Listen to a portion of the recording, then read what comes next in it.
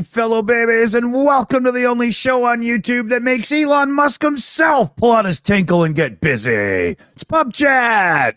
How y'all doing? Oh, no. I hope you haven't got video. No, but I did have access to his Ring account, but I don't, I don't use it anymore. Yeah. What ring is cock ring? Yeah. Yo, it has a camera built in, don't you know? Very small. Yeah. I think Grimes used to use it to keep tabs on him, but I don't know why he kept it. So what's happening? What's on your mind? What's pissing you off? What makes you happy? Are you jerking off? Like, seriously? No, you're asking me questions and I'm thinking. And that's what I sound like when I'm thinking. No wonder your dog gets all excited and wheeze all over the place. Yeah, I'm not ready. She's asleep at the minute, so hopefully there's none of that. So it's when she just jumps up and goes, right, oh, hang on, piss time. And she just jumps out of bed and goes straight on the carpet. Oh, hey, there she is. Hey, Dixie. Hey, Dixie. Get back in your box. Yeah. You want to see her again, it'll cost $10. Oh, what, for me? No, from the viewers, if they want to see the pup. I was going to say, I could just look over here. What are you talking about? Oh. Now, I was watching a stream earlier, and it had some real sort of like nutty southern, it's like Christian fundamentalist women talking about the government and their all the things they're doing about controlling the weather and all that kind of stuff. And they had this woman on there. She was going, you know what? There was a storm the other night, and it was really strange. It was not like normal. It was really weird, and everything was completely different, like it was normal. And it was really strange because there was like thunder, and then there was no lightning. Think about it. What? Did she forget to maybe look outside because you can hear thunder, but you need to see lightning? No, Dick. She said there was some thunder, but then there was no lightning afterwards. Oh, after. Yes. That's actually worse now. How many years have you been on this planet and not been able to figure that one out yet? But everybody knows everybody knows the count seconds, so you can sort of gauge the distance, right? Don't you learn that watching Disney or something? Yeah, but she's doing it. She's hearing the thunder and she's counting the seconds, waiting for the lightning. Wow, it's taking ages. Wow. It must be really far away. Wow, no wonder she was so scientific with her description on how it was just different. It wasn't wrong. I just thought, did she know she just said that? Did anybody react, or were they all just like, whoa? No, nobody reacted. Not even the people who were on the show and in the chat. Nobody fucking noticed. It was just like, am I the only one that noticed that? Yeah. Wow. Oh dear. And this was a channel full of debunkers and people like that. So come on, guys. Wow. Wake up. That's yeah. Teresa in the chat, that bulb is really dim. Oh, that's another thing, right? Okay. I've got something else to rant about. Now, I've got a dimmer switch in my front room, okay? Going to say in your left ear? Pardon, didn't hear you. I'll turn it up a bit. And you have those halogen bulbs, which, if you've got a dimmer switch, they're like about 2 seconds. You have to replace them. Yeah. So I got the, the fancy LED ones, the dimmable ones. Oh, yeah, because they cost more, right? They fucking flicker. It's like, really? So it's like if you turn it to a certain value on the dimmer switch, the one of the bulbs just goes fucking mental. It's like flashing all the time. So you have to just slightly change the dimmer till they all stop flickering, and then after like 2 minutes, they'll just like flicker for like 10 seconds. Oh, it's like so annoying. You know what I bet they meant by dimmable? They're meant for those lamps that have like, 2 chains to pull, or you can twist the knob twice, one for low, one for high. That's probably what they really meant. I don't know. I'm not too good on like household electrics and stuff like that. But it's just kind of that's what we expect to have. The light bulbs for your front room and a dimmer switch. But maybe somebody knows in the chat knows. Well, UTV does. UTV does. It's already there. The dimmer has to be meant for LEDs. Change it out. There you go. Okay. More bloody expense. Yeah. Oh, we got a super chat. We do. Salt of the Red Earth. Is it just me, or is Marjorie's tainter green? Oh, I wouldn't want to be the person who has to do her laundry. That woman's crusty, man. Yes. Yeah, that ain't right. Strange woman. I bet she counts the lightning after the thunder. Yeah. Yeah, and then goes out looking for where the stork dropped the child, right? Thanks, Salt of the Red Earth. Hey, we've got a follow-up story on the crazy U.S. governor, Republican governor who shot the dog. Oh. Yeah, apparently it's all fake news because everyone is taking her words that she wrote in her book out of context and misunderstanding them. How can you misunderstand? I took my dog to the quarry and shot it. How does context fix that? Well, it's great. She was on some kind of like Americans, like it wasn't a talk show, but just like a news show, and they were asking her about this sort of situation, and she was basically saying, "Oh, they're all taking it out of everybody's taking it out of context. But if you buy my book and read it, then you'll understand." Yeah, you'll understand that she's a con artist who's good at selling her crap. Yeah, as opposed to just like, explaining it there while she's on air. No, she doesn't explain it. She says, "You can go buy my book." Well, that's an absolute joke. Yeah, yeah. There's nothing unless the dog was just hit by a car and you're putting it out of its misery because it was mangled, there's no context that fixes this other than you're an evil bitch. Yeah, there was that. Well, maybe she should have run. Maybe she will add that to the book. It should have been the title. She ran it over first. Yeah, 200 dead pets in a quarry by some evil whore. We got another super chat. It's from UTV. It's for $5, and it's for Don Dimmer. Yeah. All right. Thank you. We'll put that forward to the Dimmer Fund. The Dimmer Fund. Yeah, not the dinner fund, because he has a box of noodles. Yeah, I've still got a box of noodles.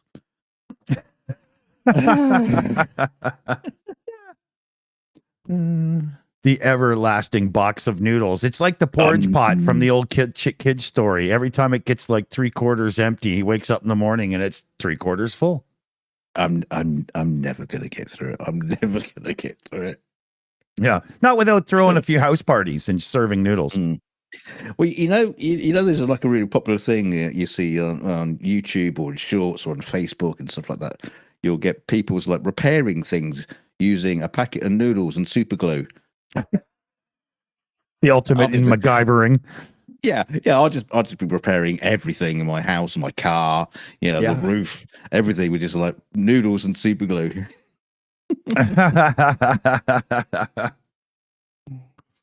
Martin in the chat. Hey, Dawson, you got demonetized by your ex-wife. Yeah, you're not kidding.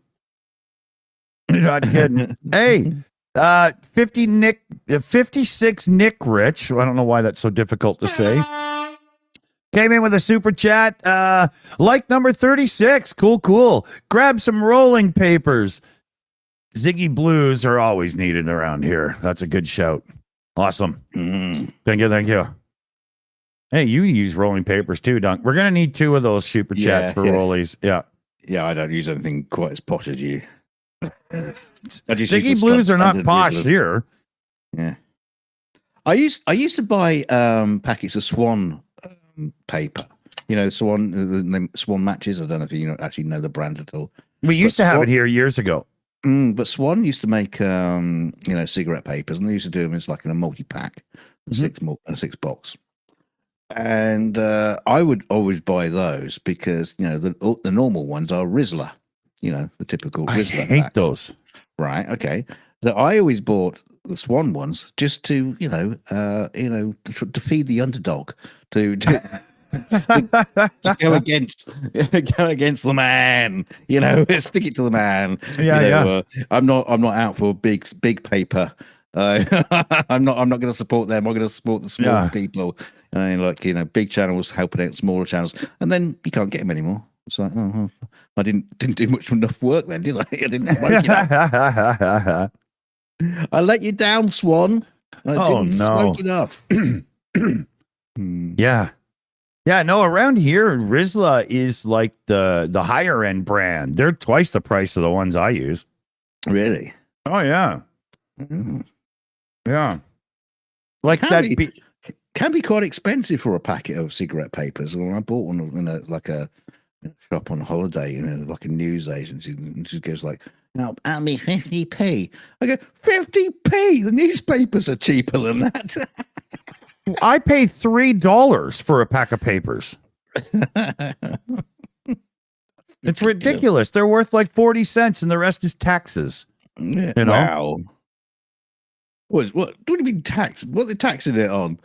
Well, in Canada, paper tax. No, in Canada, anything related to tobacco has some massive taxes on it due to the healthcare repercussions of having the system we have. So they are supposedly overtaxing the product to put money into healthcare. But I bet if you were to follow where the dollars go, it don't work out that way. Nah, I bet you don't. Yeah. Just say, well, I'm not using it for smoking. I just use them for little post-it notes around the house. I have a leaky brown eye, and I just put one on in the morning so I can go out and go to the store. Yeah. When I cut myself shaving, that's what I stick on my face. Yeah, isn't that what they're for? I mean, healthcare product. But yeah, $3 for me. It sucks, but oh well. What are you gonna do? They should give them away because it's obviously a lot more healthy smoking. Just straightforward tobacco than it is those chemical fueled cancer sticks that they produce. Yeah, I know it's pretty odd to say that it's more healthy, but it bloody well is. Well, here's the thing. It's funny. Speaking of healthy or whatever, because there's this thing that supposedly vaping, one of these things, nicotine vape, is supposedly better than one of these things, the traditional cigarette. But more and more people are saying not so much. So okay, let's say they're just on even kilter, just for the sake of argument. Tobacco in Canada, the regulators, whatever, they got rid of the menthol cigarettes because supposedly the menthol flavor was enticing kids into the nicotine habit. Yeah. But I can go and get pancake and maple syrup flavored nicotine vape. Haribo or Reese's Pieces flavored. Yeah. Because when I went to go and get one of these to try to use this on air instead of having cigarettes, I don't really like it much. The guy has this whole wall full of all these juice bottles for it. And I'm like, I just want one that tastes like a tobacco product. I don't want any of the flavors. And he had 2 varieties to pick from. That's it. Every one of them has some fruity flavor. But oh yeah, menthol cigarettes are bad because they entice children. It's just bullshit. It's ridiculous. It's got to the point where it's so politically powerful to do something against tobacco in any way that they've forgotten that it's supposed to be about the health of people, and as such, over fatty foods and blah blah, and all these should be on the list too if it pertains to the drag on the healthcare system. Come on, let's be a little bit more fair. But the thing with the flavors is a joke. Menthol cigarettes didn't attract kids because I remember growing up when I started smoking, the most uncool thing you could do was smoke a menthol cigarette. So I don't see how that could attract children. They weren't very nice anyway. They're awful. Mind you, they did get rid of the sweet cigarettes you used to get, the little candy cigarettes that you used to buy in a pack of 20. Well, no, you can still get Popeye cigarettes here, but they're called candy sticks now, and all they did was take the red end off, right? So you can't pretend they're cigarettes anymore. Yeah. So why do they even sell them? Like, well, they had like a chewing tobacco as well, if I remember rightly. You used to get it in a little paper bag pouch sort of thing, and it was just like these strands of God knows what it was. I used to buy it, and I don't know why, but it was like pretend like chewing tobacco or rolling tobacco. Yeah. And it hadn't affected me at all. He says, smoking a roll up. Yeah. Yeah, but there was in North America, we had what was called Big League Chew, and it was a big wad that was meant to look like chewing tobacco, and it was shredded gum, and you would pull it out and eat it and chew it or whatever, just like a ball player chewing chew on TV, right? Before they banned that in the baseball league. Yeah, they actually banned it. You remember how it stopped? Everybody stopped chewing and spitting that crap everywhere in baseball. Yeah, the league finally banned it because it was just awful looking, right?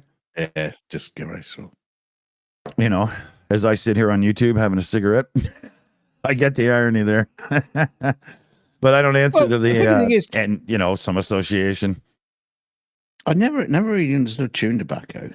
It's revolting. Well, I mean, is there actually anything like different about chewing tobacco than just tobacco? Yeah, it's very much treated different. Like it's sugar? all well. There's two kinds. There's that weird snuff powder stuff.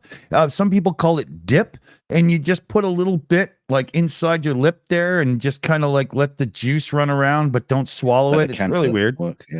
But then there's the big wad stuff that looks like shredded wheat covered in molasses, and that's for like chewing on, right? Yeah. You sort of rip a bit off, and then you like tuck it. Yeah. You don't really. They didn't really seem to chew it. You just sort of like tucked it to the back of the lips, on the side of the mouth. Just like.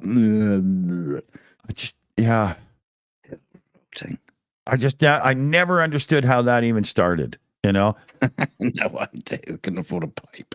Yeah, humans seem to be puffing on something ever since we figured out that puffing on things can be fun, right? But the idea of chewing tobacco is just weird, right? I wouldn't smoke a pickle, Wow.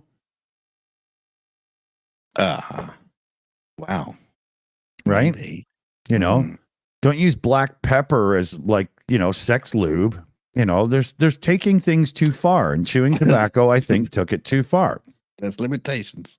Yeah, we don't. We're in our association with Anal-Ease and Fistit. They're not doing a peppered version. chili Fistit. It's all fun and games until it slips down the hole. It's just how do you market that, right? Very carefully. Yeah. For those that love to wake up screaming. you like not having pain, and then you like a little bit of extra pain. Yeah. Alan K brings up a good one in the chat there as well. What about snorting snuff? There's actually a sniff tobacco as well, like the snort little grind one that's supposed to be like, and you literally sniff it like cocaine kind of thing or something. Simon Townsend sends us $1.99. Are we still collecting for the Waz bucket? Well, he hasn't bought one yet, so yes. Yeah. Here. There. The cops around this place are a little bit slow, but they finally figured it out. I love our crew. I love how they remember this stuff. Totally. Yeah. Totally. The carry the joke forward thing is always one of my absolute favorite ways to have comedy, comedic, whatever, Especially when we don't remember. Well, there's times too when I have to literally almost keep notes, right? Because there's a lot of gags that can get brought forward, and sometimes you're Drunk at the time. So Never. Always. Oh, okay. I got something that I wanted to tear right into. Go for it. You start that. I'm going to start pouring a drink. Not that I'm drunk. Yeah. So the Apple phone is the most successful line of phones, period. Right? It is. They sell more than Samsung with the Galaxy. Android maybe has more phones in total, but they're all a little different. So, Apple with the iPhone is like the one that everybody wants to be. Apple also took the crown for the smartwatches when they brought out the Apple Watch. I have a newer Apple phone. It's still good enough to be of current operating system, and it's not like last in line or whatever. It's a pretty good one. And I have an Apple Watch. It's not brand new, but it's current operating system and still new enough. And yet it he can't hates them both. Oh yeah, between the two of them, they can't reliably give me my SMS text messages alerts on the watch for a longer period than 24 hours without failing. How is that possible? How I think you're not using it right. No. But hold on, no. That's just because I did Apple tech work for a while and stuff. I've been a big Apple user, and I really know what I'm doing with their gear. The one thing, if you're going to have a smartwatch, its most important job is notifications. And when Discord and everybody else's apps are better at putting the notifications through from your phone to your watch than your own messages platform for text messages, you've got a problem. And all you have to do is Google Apple Watch not receiving text messages, and you could go through 40, 50 pages and you won't find a coherent answer. It's, try this setting and then flip it back. Just restart it. Why the hell do I have to do all this crap? Just make it work, you bastards. You're earning trillions of dollars. Have you reset the PRAM? Yeah, exactly. Yeah. You got to remove the coin cell battery and you got to put it back in and, But I can't stand it. Like, this is what I've been ranting about this for a while now, but I'm so sick of these companies. But even more than that, I'm so sick of these companies constantly working on the next big feature when they haven't fixed the core functionality of the damn thing. Stop it. Go back and make it work. Look at how many threads there are out there of people with Apple Watches going, why does this continuously happen? Fix it. Stop paying yourself $80 million a year and fucking do something. Yeah, it does make you wonder what's going on. Have they actually sort of made it so weirdly integrated and so complicated? Yeah, that it's not an easy fix. Yeah, is that why? I mean, I can't imagine it must be something. I find it very, very difficult to believe that it's just not fixable, quickly. I know. Unless they put themselves into a corner or box themselves in. Well, like some people in there are like, just turn it off and on or whatever. Like I got to reset the watch every 18 to 24 hours as well as the phone. But every other alert comes through 100% reliably. Only text messages fail. Right? So everything else is fine. What it is Apple's Messages app is somehow getting lost in the shuffle of the sync to the watch thing. Right? And I just find that completely unacceptable. I shouldn't have to dance around when between the phone and the watch, you're looking at proper money. My wife doesn't have a problem with anything like that. I mean, that's why I say, it's just you using it wrong. Because, I can say that. But yeah, it's like lots of people don't, though. That's the whole thing. It's really odd the way it works. Yeah. Could it be could it even possibly be like a regional server thing that happens that well, my watch and my phone are connected both by Wi-Fi and Bluetooth. Right? So there is a possibility that what happens sometimes because my router's trying to like, protect things and stuff. My watch might shift to one frequency, or maybe it switches to G because of reception, but my phone is using like AC or something, the new Wi-Fi or whatever. And there could be confusion that way, right? Mm.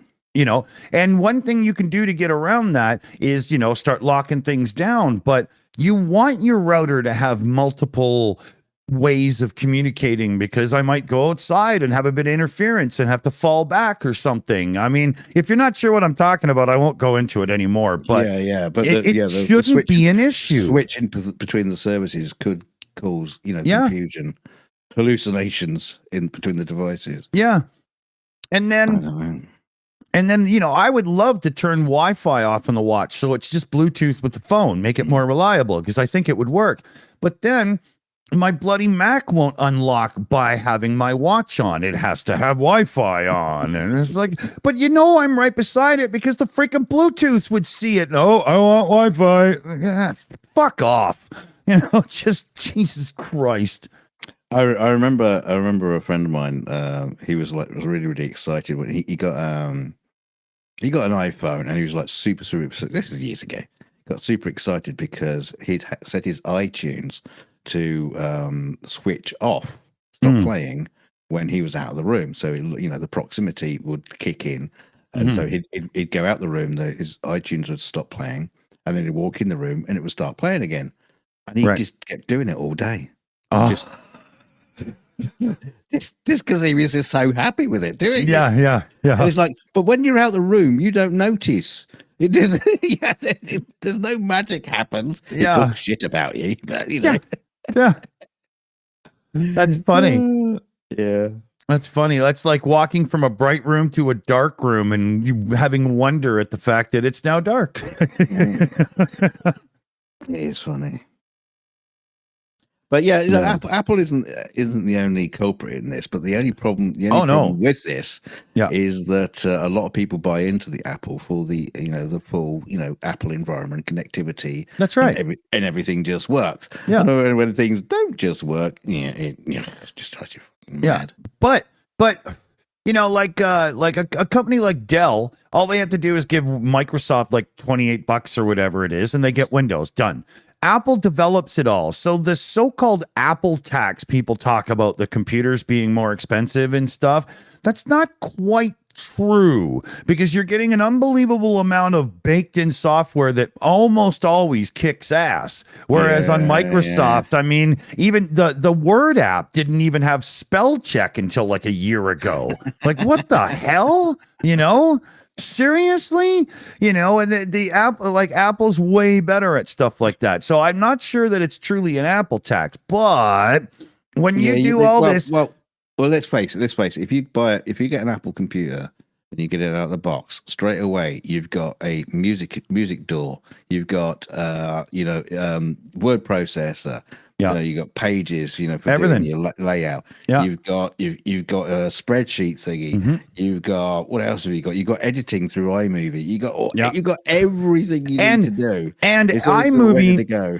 And iMovie is actually decently powerful. It's not just scrap, right? These apps are good. And when you buy a Mac, you never have to deal with the bloatware that's kind of spyware that all these companies put on and stuff, Right. We don't ever have to deal with that. We don't get that crap. I don't open the start menu on my Mac when I buy it to find all these useless games that I have to delete. And then Microsoft does an update and boom, they're back. And, it's just ridiculous. Well, I mean, I think Microsoft missed a key point there, with their software in doing this sort of thing. But a lot of Microsoft software, Excel and, all the, oh yeah, what was the Office stuff? All the Office stuff. They've all been bought from. They weren't actually written by one company. They've all been bought from different companies. Oh yeah. So they're piecemealing a package together from all these different software companies. And over the years. Yeah, but hold on. Apple did that with Logic, with iMovie, with iTunes, but the only difference is they ended up rewriting everything from the ground up. Yeah. So it was fitting. Yeah. This is what I'm saying is the difference between Apple and Microsoft in that case is Microsoft didn't really work too well on the software too much, and they're all very much different separate packages. It's like Adobe as well. Adobe just amalgamated all their software from all these different Macromedia and stuff. Yeah. Well, you think Adobe After Effects and Photoshop, it should be using the same bloody application. It's not. They're two separate things, and it's all. Well, Apple does that too with Logic and then Motion, and why can't I just have keyframe editing and all that crap built into true. To Final Cut, right? Yeah, That's stupid. That's stupid. Although then, having said that, Blackmagic do that with their DaVinci software. Oh God, do they ever? Yeah, and then people just pull their hair out of that with that one because it's so complicated. But everything's all built in now. But it's using a 90s paradigm of it's actually better for the computer to split up the tasks that way, right? We don't need that anymore. That's stupid. But anyway, yeah. But I will say this goes back to my initial thing. Stop with the new features and stuff. The last thing we need is more new features right now. It's unbelievable. Go back and fix the damn code. Do you notice that as computers get faster, a lot of tasks on computers don't really get faster because they just keep over bloating the software with new crap that slows it back down. So you never really feel like you're getting that much forward, except for maybe like render times or something. You know what I mean? Like, it's too much. We need better code now. That should be the goal. It's just not marketable. Right? You need to educate the public that we need better code because we'd have better security, more reliable services, and all this stuff, right? But it's not marketable, right? That's the problem. Everybody wants the new slick thing every year. We've been trained now, new chips every year, new OSs every, and blah, blah. And it's just ridiculous. Well, especially we're on like subscription rates on subscription schemes with a lot of software these days, like Adobe and stuff like that. Oh, don't get me going on this. Well, the thing is, back in the day when you'd actually literally buy the software and it would come in a box with a disc and a lovely new book each time, a handbook. It was up to you whether or not to update the software to the next one or whatever. We generally did because we were using them all the time, but that wasn't the point. What they found was people kind of like sticking with the software that they got. They didn't want to update, and so they moved over to the subscription scheme. So what they have to do with now being on a subscription, they're not just going to say, we just tweak the code to make it work better. Right. No, that's right. No, because you're paying something every month, so you're expecting them to be working on new stuff every month. That's right. That's right.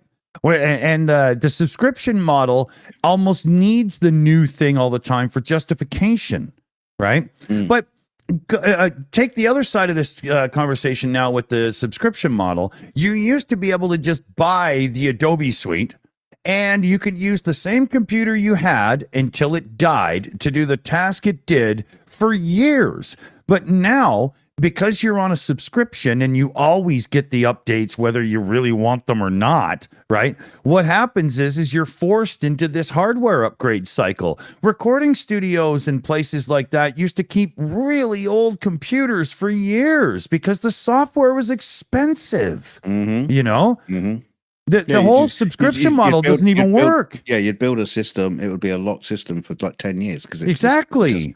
A lot of people were doing that in the film industry with Avid editing systems. Oh, They were just stuck and they never moved on.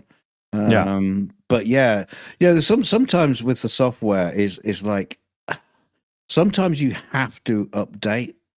There is a weird cycle between hardware, operating system, and software. That sometimes if you want to update the operating system, that then means you have to update the software. But then you update. Oh no, hang on. I know. I need more hardware for that. Okay, so no, I'll update the hardware. Then I'll update the operating system. Then I'll update the software. And oh no, I need more hardware. Oh no, I'm back in again. I know. I wouldn't doubt if there was like literally background agreements that no one will ever know about between hardware and software people that all sat back and went, wait a minute. So if you can con people into subscription service, you can force them to upgrade our hardware faster. Yeah. Awesome. Sign me up. Exactly. It's unbelievable. You know, God, we're not that stupid, are we? Come on. Yes, I am. I'm not. I want new fancy gear. I want it now. Yeah, I want a new bill. One that comes every month. Because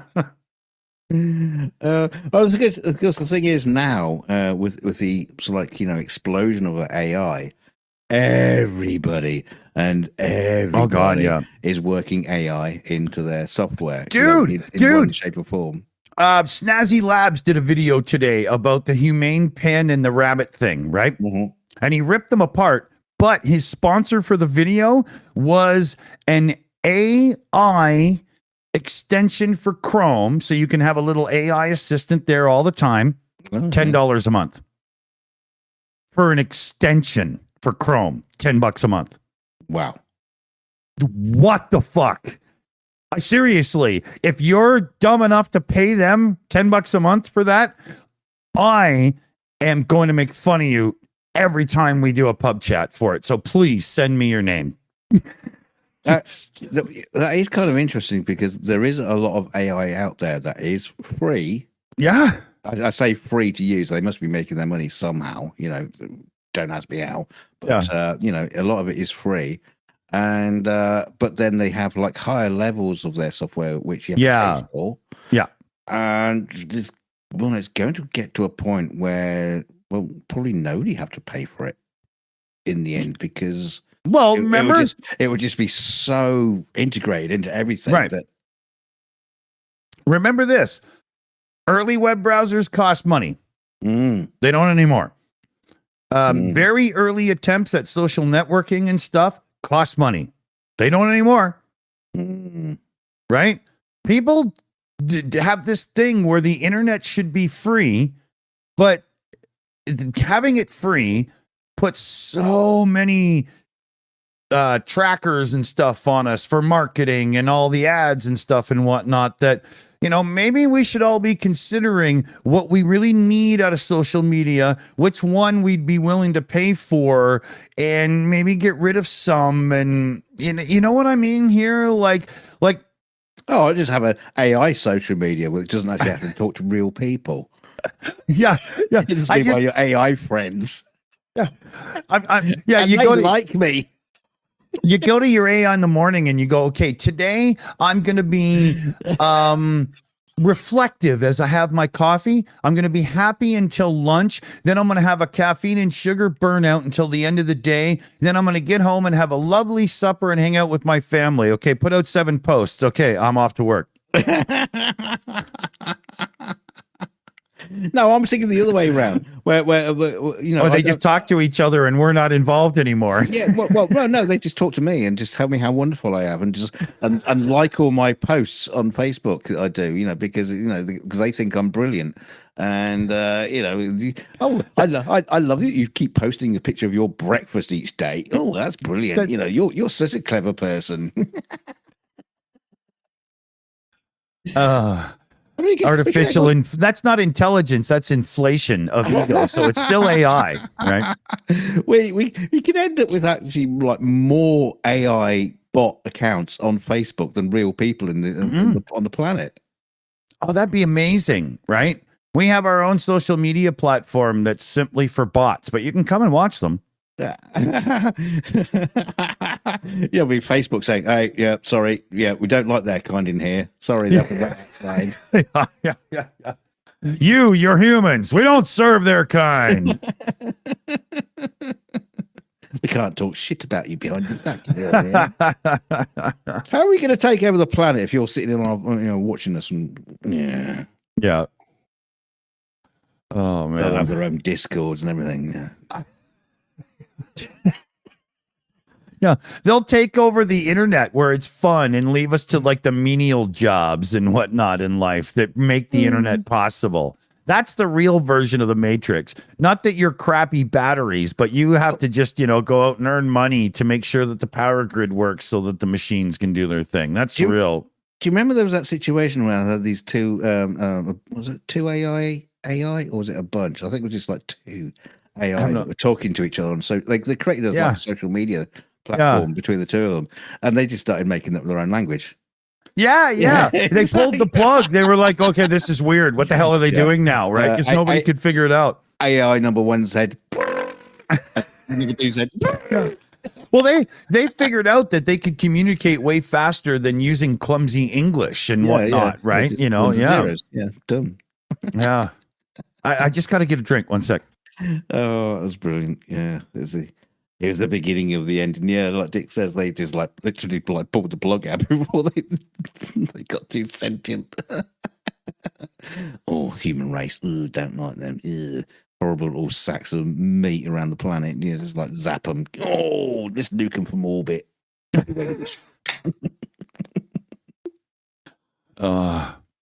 You ever heard the idea, speaking of like attacking from orbit, but you ever heard the idea of the rod from God? I've had him a couple of times. You go to some weird bars, man. Lovely fella. No, but the rod from God is a projectile hurled down at the planet from space that is nothing more than simple mass. Just, something. Oh, right, okay. Yeah. Right. And then that way you get no radiation effects or anything, but you still get all the boom from the force of the impact, right? What, are you planning on them? Planning? Hell, it's been up there for a year. I just haven't figured out who I truly hate yet.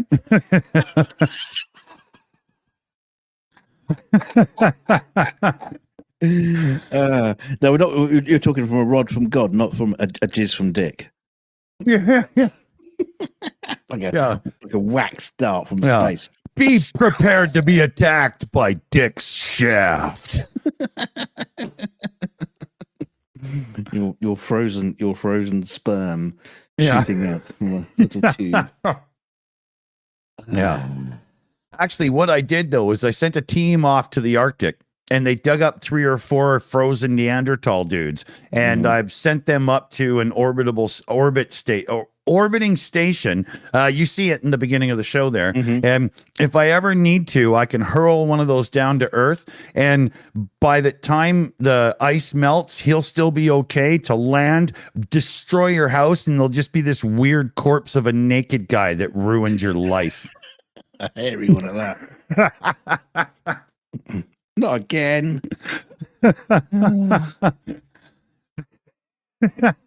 I hate it when that happens.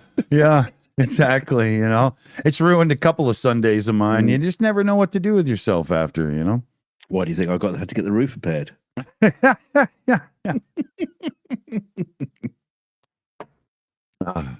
That was just Greg Terry casting out the demon. Yeah. I thought he was the rod from God.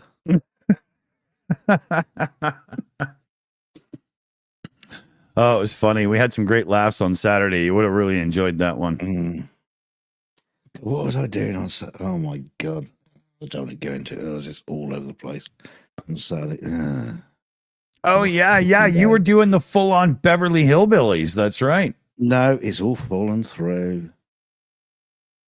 It's all fallen through. The kids were, my daughter and her boyfriend were due to be moving into a new place tomorrow, or today, depending on the time. And he called up. He messaged them. He says, "Can't do it. His ex-wife is ill. She's having cancer treatment or something, which means that he's going to have to take his son into the house what they are moving into. So there's going to be no room for them." And this might go on for like 3 weeks and whatever. It's like, oh, for fuck's sake. Oh, wow. So, yeah.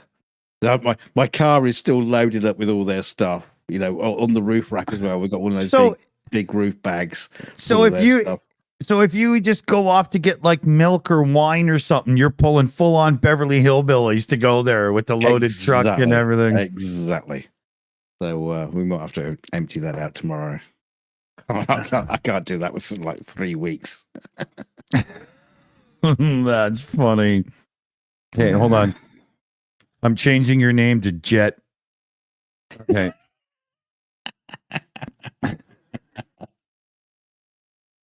Was it Jet or Jed? Jed, wasn't it? Yeah. Jed with a D. Yeah, I never really watched the show.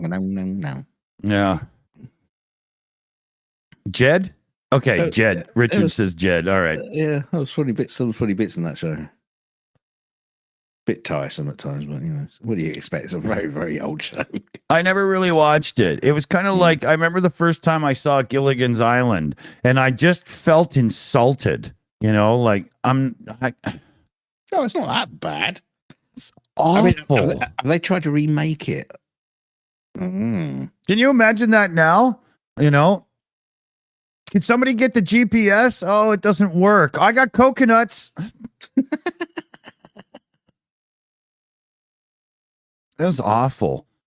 And if you go back, there's some really questionable social moments in it too. Oh God, no doubt at all. I'm sure there are in most of the shows from that day. Oh yeah, if the headhunters show up, they're all black. Yeah, with a lot of bone through their nose or whatever. Yeah, not good.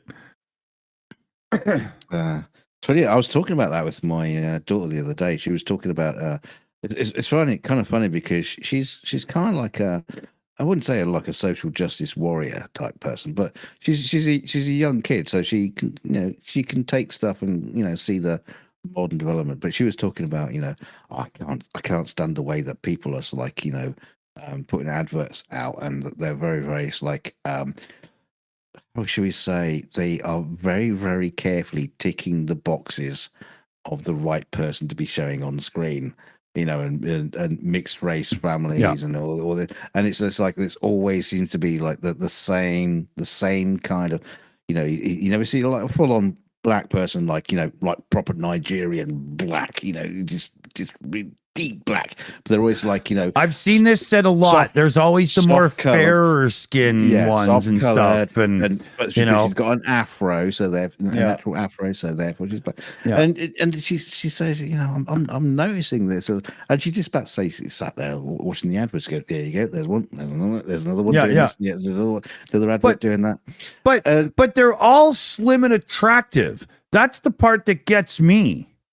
That's not really the world I live in. Most of us are kind of like homely and stuff, I got that whole walking bowling pin going because I'm getting kind of like a tiny bit chubby and stuff. Like I'm not, to the point where an armchair is difficult to get out of or anything. I still have most of my slim thing, but you know what I mean? Like, But my point was, is I brought up a TV show that was made during the 70s, and and you got to look at it quite squarely in the eye because it was incredible for what it did. Because in British TV in the 70s, you had a lot of shows that were extremely racist and could not be shown now. No, sometimes they weren't even extremely racist; they're just like in poor taste.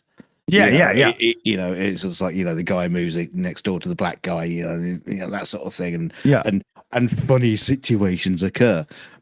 But during this always period, at the black guy's expense, though, pretty much, right? Well, sometimes. Oh no, this is the way they did it. Hold on, Yeah. this is the way they did it. They did it the same with All in the Family. Mhm. Archie Bunker would be a bit of a prick to somebody and get a laugh for being a bit of a racist prick, but then the last laugh would always be had on Archie for being an asshole. Yes, right? Yeah. I was going to say, that does happen quite a lot, which was good in its own way. But why can't it be the white guy first? Like there is a point to that, right? It always went the other way first. Sometimes it went the other way. But anyway, there was this TV show called Porridge, which was with Ronnie Barker, and he was just basically in prison. And what was amazing about that show is when you look at some of the characters in that show, you had a guy. Oh God, what was his character called? I can't remember what his name was, but he was like a gay guy, and he would just always be like sitting there knitting or something like that. Yeah, obviously gay, but he didn't play it gay. He wasn't outrageous or anything. Right. He was just gay. and everyone just accepted him. He was gay. You had a black guy in it who was he was actually from Glasgow, so he's born in Glasgow, so he's got a Glaswegian accent, and but he's black, and he's you know what it's like being a Glaswegian black guy. But they weren't playing on the fact that they weren't playing against that kind of stereotype that every other TV show was doing at the time. Yeah. Everybody was doing it, but not Porridge. Porridge was incredible. Strange name. Yeah. Well, porridge is what you call being in prison in the UK. You know, I'm doing porridge. Oh, okay. That's strange. Okay. Yeah. Well, it is strange because it's the UK, isn't it? Yeah. That makes sense. Hey, talking about the UK. There's a few people. Oh, one sec. Sorry. There's a couple people in the chat trying to point out now. Well, pointing out properly that the amazing part of All in the Family, the Archie Bunker show, was that the gag was always actually on Archie, and they were showing that he was out of place in the modern world. And that show is old. It was way ahead of its time, except you couldn't make it now. Yeah, we had the same one over here, which was called. It was probably based on the same bloody show. What was that called? What is it when you get married? What do you call it? Life sucks. No. Come on, help me out. Come on out, chat. Come on, who is it? The racist white guy with the little rimmed glasses, and he was always having a go. He was always having a go at the darkies and all that kind of stuff. And but it always like came back on him in the same way as your Archie Bunker. It was not Married with Happy Days, not Happy Days, you numpty. Sunday, Monday, Happy Days. Alf Garnett, PJ, thank you, PJ. Alf Garnett. Oh, okay. I was going to say Alf, the stupid puppet show. What are you talking about? That was what was really funny. It was like PJ says, Alf Garnett was like super racist, total bigot. He was an absolute Tory, which was really funny because he shouldn't have been. He should have been a Labour supporter, but no, he was all for the Queen and the Tory government and all that kind of stuff. Yeah, and he was an absolute prick. And what was really funny when, some people, he used to say that, people would come up to him and say, I love you, things you say. I just think it's brilliant you say these things on TV. He says, what you don't fucking understand is we're having a go at people like you. That's good. Okay, I got a question for you and everybody else. Okay. There's a few people in the chat talking Blackadder right now. Now, this question isn't about the show, but it's the word adder. I know the show Blackadder, didn't understand what the word meant in the title. Snake. So, James May, in a Top Gear episode, they were down in the South and they wrote stupid things on the sides of their cars to anger rednecks, like things about being gay and stuff and whatnot. And James May wrote on the side of his car, all adders are puffs. What the fuck does that mean? Because you get an adder, which is a snake. You also get a puff adder, which I suppose you can think like a cobra, so it like puffs up. So that's a puff adder, but a puff is also English, so like slang for being gay. So all snakes are gay? Yeah. That's supposed to insult somebody? Probably the way that you just said it wouldn't.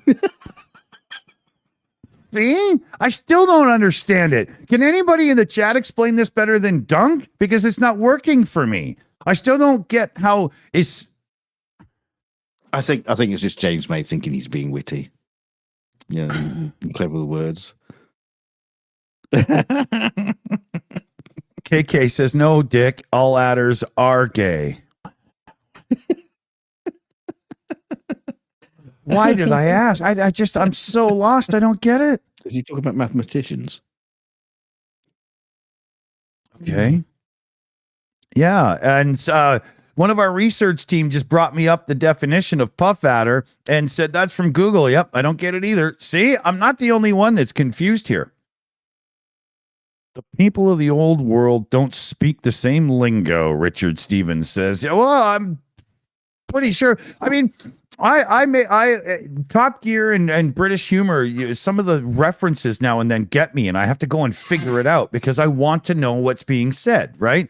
And this is one I've never been able to understand, and I still don't. No, I kind of get what you're saying, all add as a puff, because that's kind of like amusing, but at the same time, yeah, it's just, you know, it doesn't actually make any sense to say it. Yeah.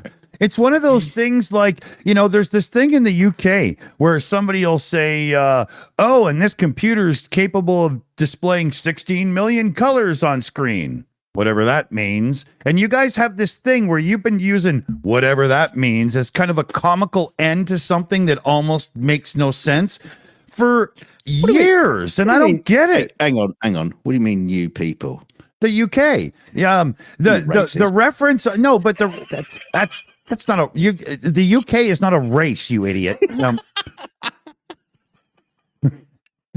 But there's a show called Bad Influence from back in the 80s in the UK that was about like computers and games and stuff. And dude, you use that whatever that means in that show. I've seen the clip on Nostalgia Nerds channel, and then I've seen James Maynard. Clarkson or one of those morons do whatever that means like 25 30 years later. Must be a posh school thing. I don't think I've ever used that. Yeah, it's just one of those things that won't die. No, for slobs like us, it would be like, oh, and that's what she said. No, I know that one. I do understand the joke, whatever that means. Like when the guy was explaining 16 million colors, you can't quantify that. It's just, it means it's real life color, right? You know, why even say 16 million? That's stupid. I get the reference. I was just amazed that it lasted 30 years and was still being used on television, right? I tell you what's funny is I know a guy from the guitar community who insisted that he came up with the phrase, that's what she said. He insisted he was the one that invented it. That's just not true. No, it's in Shakespeare, I think.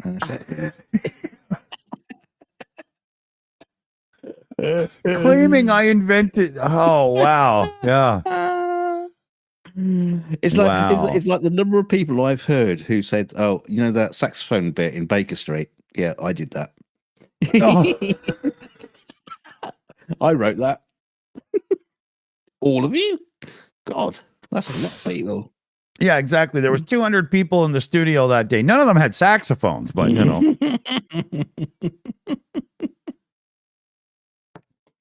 Yeah. Okay. So, British slang then. All right.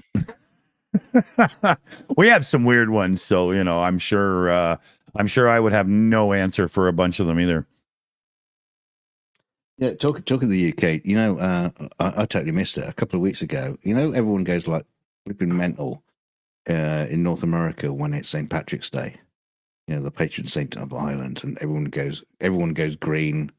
Well, yeah. I say go green. Yeah, even McDonald's does with the damn milkshakes. Oh, they're not milkshakes because I don't think there's any milk in them. They're shakes. Shake. Yeah.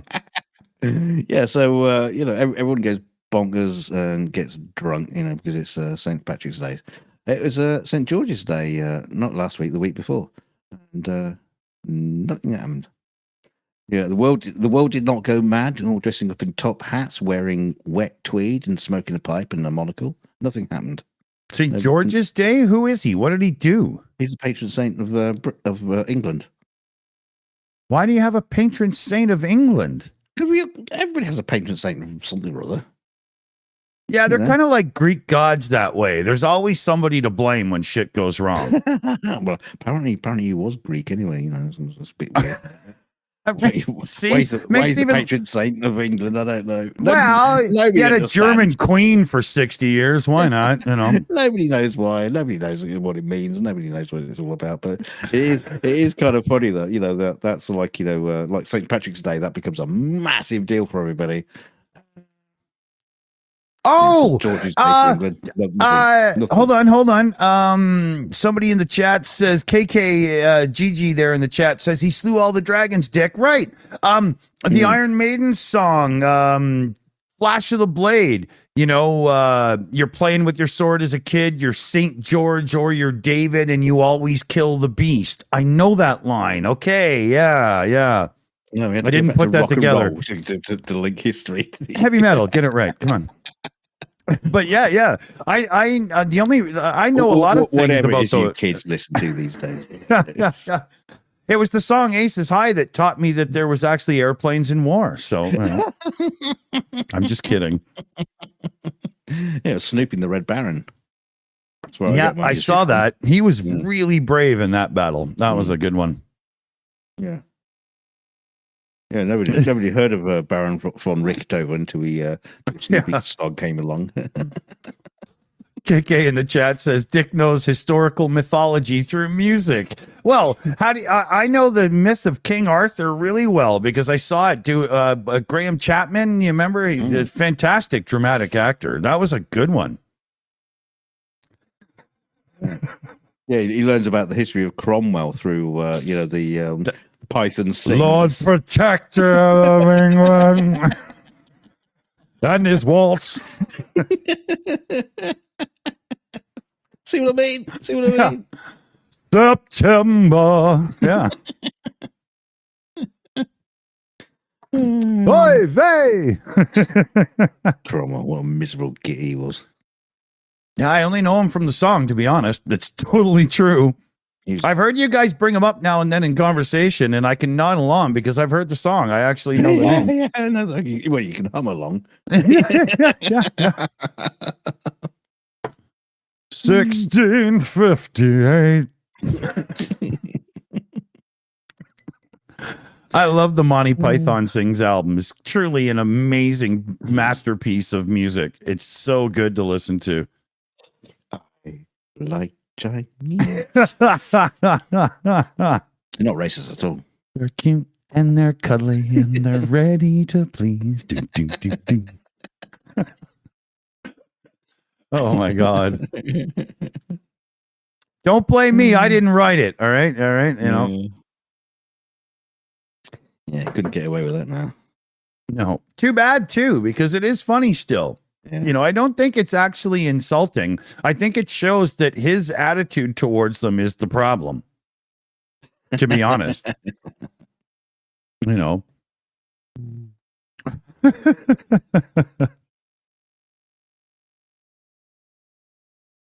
It's funny. There was another thing I wanted. There was a couple things left over from this week's 42 shows I wanted to get to, but I didn't open the articles first, so I'm not sure here. Well, that doesn't help. Yeah. Oh, you remember the episode of Star Trek: The Next Generation where every time the commercial break would come up, the ship would explode, but then time would restart and they'd go through the events again? Do you guys remember that one? No, because we didn't have commercial breaks when we saw it. Oh, it was on the BBC? Yeah. Well, okay. You remember the one where the ship kept blowing up?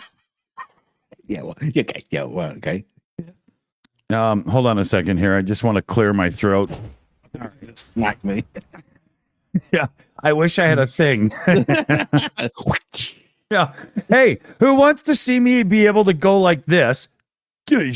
And have his hexagon bounce around the screen and then go back where it belongs. Hang on a minute. We can do this. We can do it properly. Okay. Okay, right. Do it.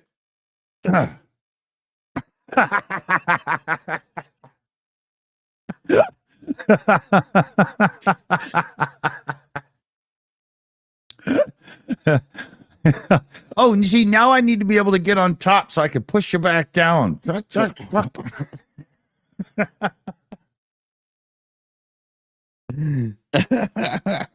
Oh, this is how I got my Emmy.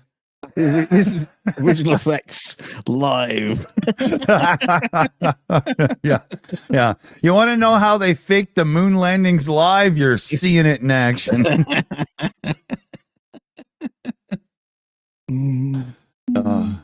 Speaking of which, though, hang on a minute. Hang on. You haven't finished what you're talking about yet. Yeah, it's, the Star Trek episode. Oh yeah. So I don't know which came first. This could be a chicken and egg thing, but I was just watching back some of the old X-Files episodes, and in season 6, they do the exact same thing where the Enterprise. No, yeah, funny enough, should have seen Mulder standing there talking to Picard. It was a strange moment. But a thing happens.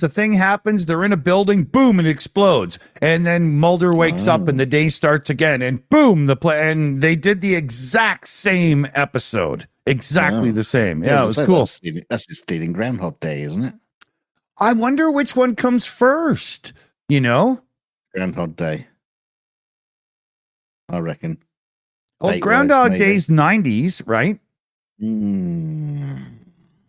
It's got to be, isn't it?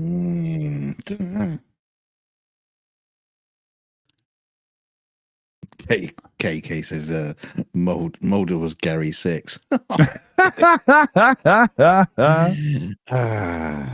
show that didn't want to happen. Yeah. It tried.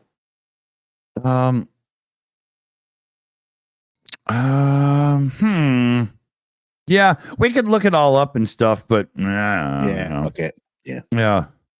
We'll just pretend that we know what we're talking about. I wonder, does anybody in the chat have like a pre-80s example of the everybody dies time loop in something? I wouldn't doubt that this goes back to the Twilight Zone.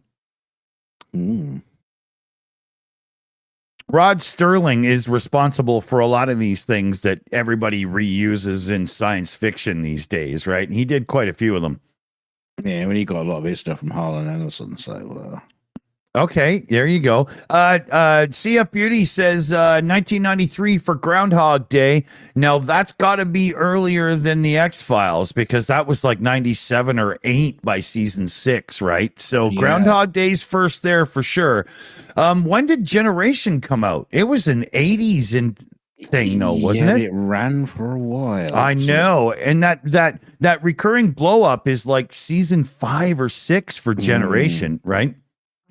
Yeah. PJ says started in the late 80s, right? Yeah. So this could be a real toss-up if the Generation episode inspired, or you know what I mean?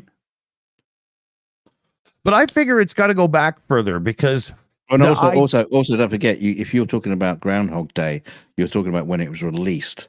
So it would have been going through the Hollywood circles, like 2 years before. Sometimes even longer, right? Some of these things travel for years, right? The treatment or whatever. Around, Yeah. I got a feeling that Groundhog Day was kind of like a remake.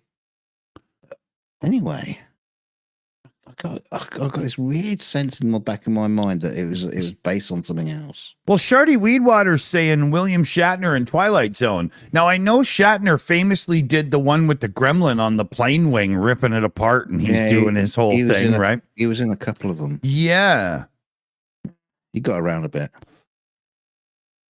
I like the one from Outer Limits where the dudes land on the planet and they're jerk-offs to the little people, but then the giants come along and are jerk-offs to them and accidentally kill them. That was, and there's so many good original Outer Limits. If you're old enough to be able to watch black and white and enjoy it, and if you're watching this show, I bet you are. God, go back and watch some Outer Limits. Holy, is it good? Maybe we should do this show in black and white. Well, you almost are, I mean, with my slight issues with color and seeing it all and stuff, you're kind of just monotone. Might as well be grayscale. Bastard.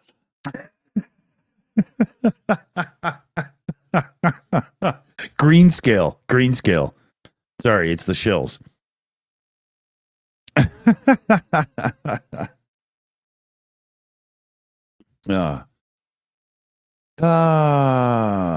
Oh yeah, Dennis Hopper was in one. Yep. Doctor Who did it before 1984. Mike 71 says with the recurring time loop thing. I could see that. Yeah. Okay, cause and effect from the next generation here, CF Beauty found it, is 1992. Mm-hmm.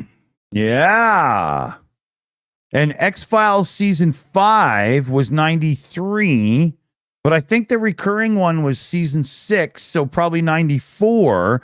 So I wonder if some people in the industry caught the treatment for Groundhog Day and were just like, great idea, I'm going to steal it. Right? Yeah.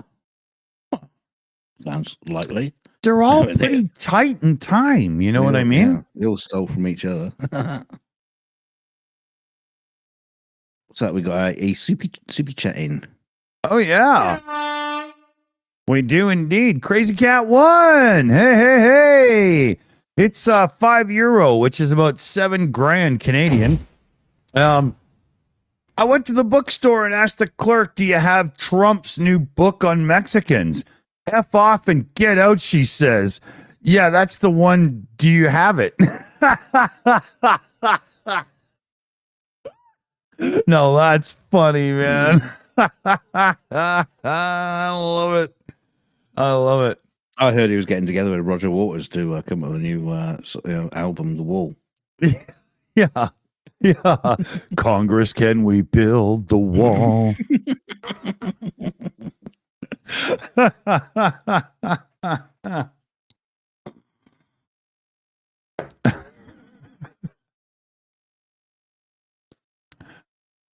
You know, Roger Waters did get really political for a time there, and I don't know which side he falls on as it pertains to politics, because I think he falls on the side of insanity.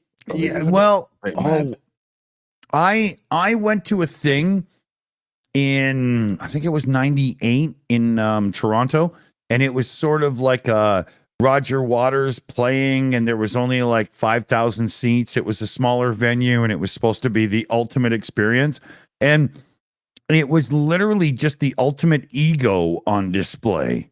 It was unbelievable. I would say he's black and white. Well, you just noticed.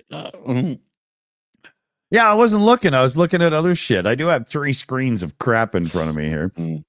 But yeah, and it was everybody was really hoping for a little bit of the back catalog. And the first thing he did was come on stage and say the modern message is too important to sully it with things I've done previously. And he wouldn't play anything he's known for at all. What a git. Yeah. Yeah, and then they colored his vocals with so much like delay and whatnot that half of what he was saying was getting a little bit lost, because you were just supposed to enjoy the feel of the moment, and it was all just so pompous. It just. Hey, Waters, feel this. Throw a bottle at him. Yeah, I was bummed out. That wasn't good. I don't like it when musicians get all pompous like that. It's just like, for fuck's sake. Yeah. No. Yeah, too much, you know. It's like they have such high regard of themselves, and they put themselves up on a pedestal that just, yeah, come on. You got fucking earn it. You don't just expect it. Yeah. Yeah, right? You know, and that resting on your laurels thing, you know, like he used to walk around and do the whole, like, I was Pink Floyd, they're nothing without me and stuff. Well, yeah, what nope. Yeah, but there's quite a few people out there that go, actually, no, Roger, Sid Barrett was Pink Floyd. You're the second coming. We don't mention him. Yeah. It was probably Roger that had him locked up so he could take over the band. Drove you mad. Yeah, exactly.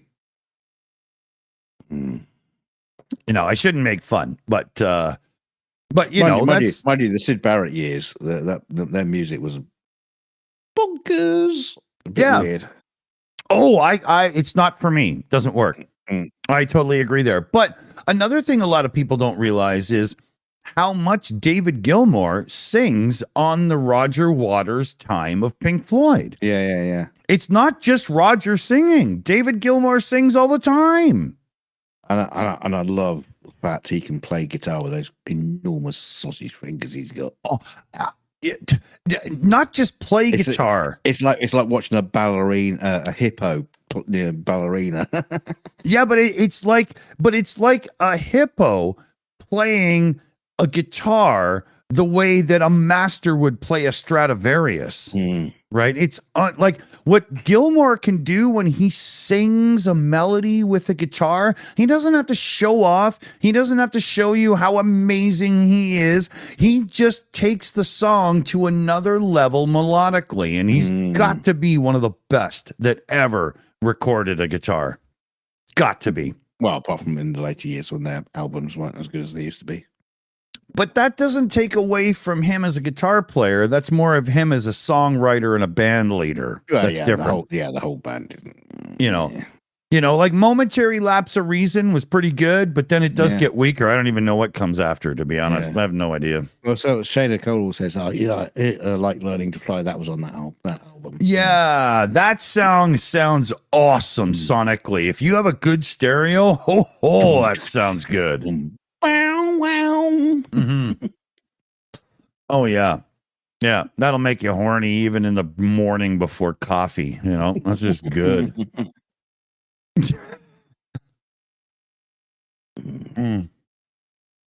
Okay, what time do we got? All right. I have to watch because we do have to end at a certain time so that I can finish. I did all the prep for my son tonight. We're making homemade burritos tonight, so I've got like 9 tubs of things already ready to go, right? You know? Oh, yeah. You know, and I'll just heat a couple things up and then away we go, you know? But I do have to make sure I have time. Don't you just like tie a bit of string around the tubs and just put his face into it? Just like, nom, nom, nom, nom, nom.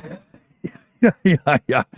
I throw it all into a feed bag and put it around his ears, you know? Yeah. But because everything's prepped, I mean, I'm still, I got about, 25 minutes or so here. So not too bad. I thought it was worse already, you know? So we're here for a £50 argument then. One day we should start the show with the fake buy an argument skit and just go for it. I came here for an argument. No, you didn't.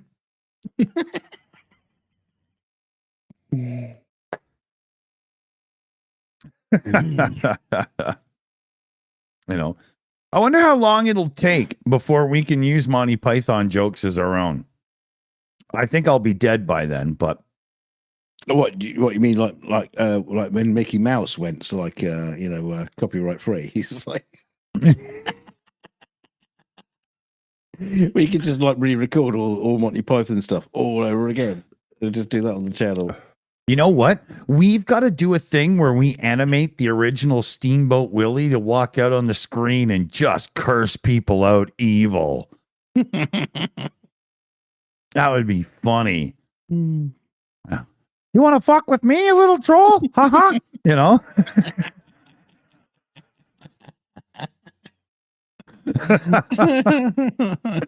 We got to do that. We need an AI Steamboat Willie. That's what we need. Sorry, Buckchuck, you've been replaced by a mouse.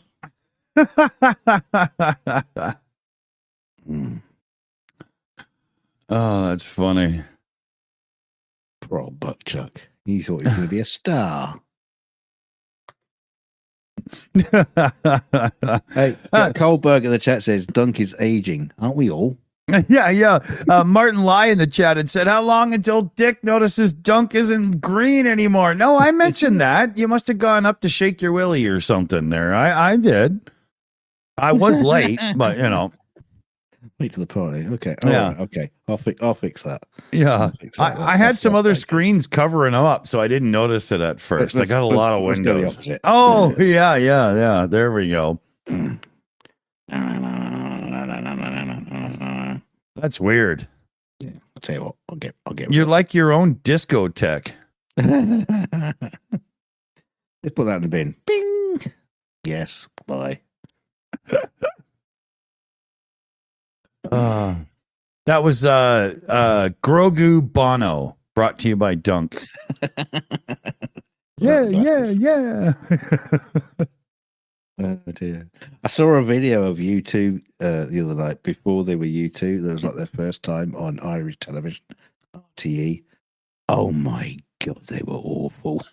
Were they? Yeah. It's so brilliant. They're so bad. Yeah.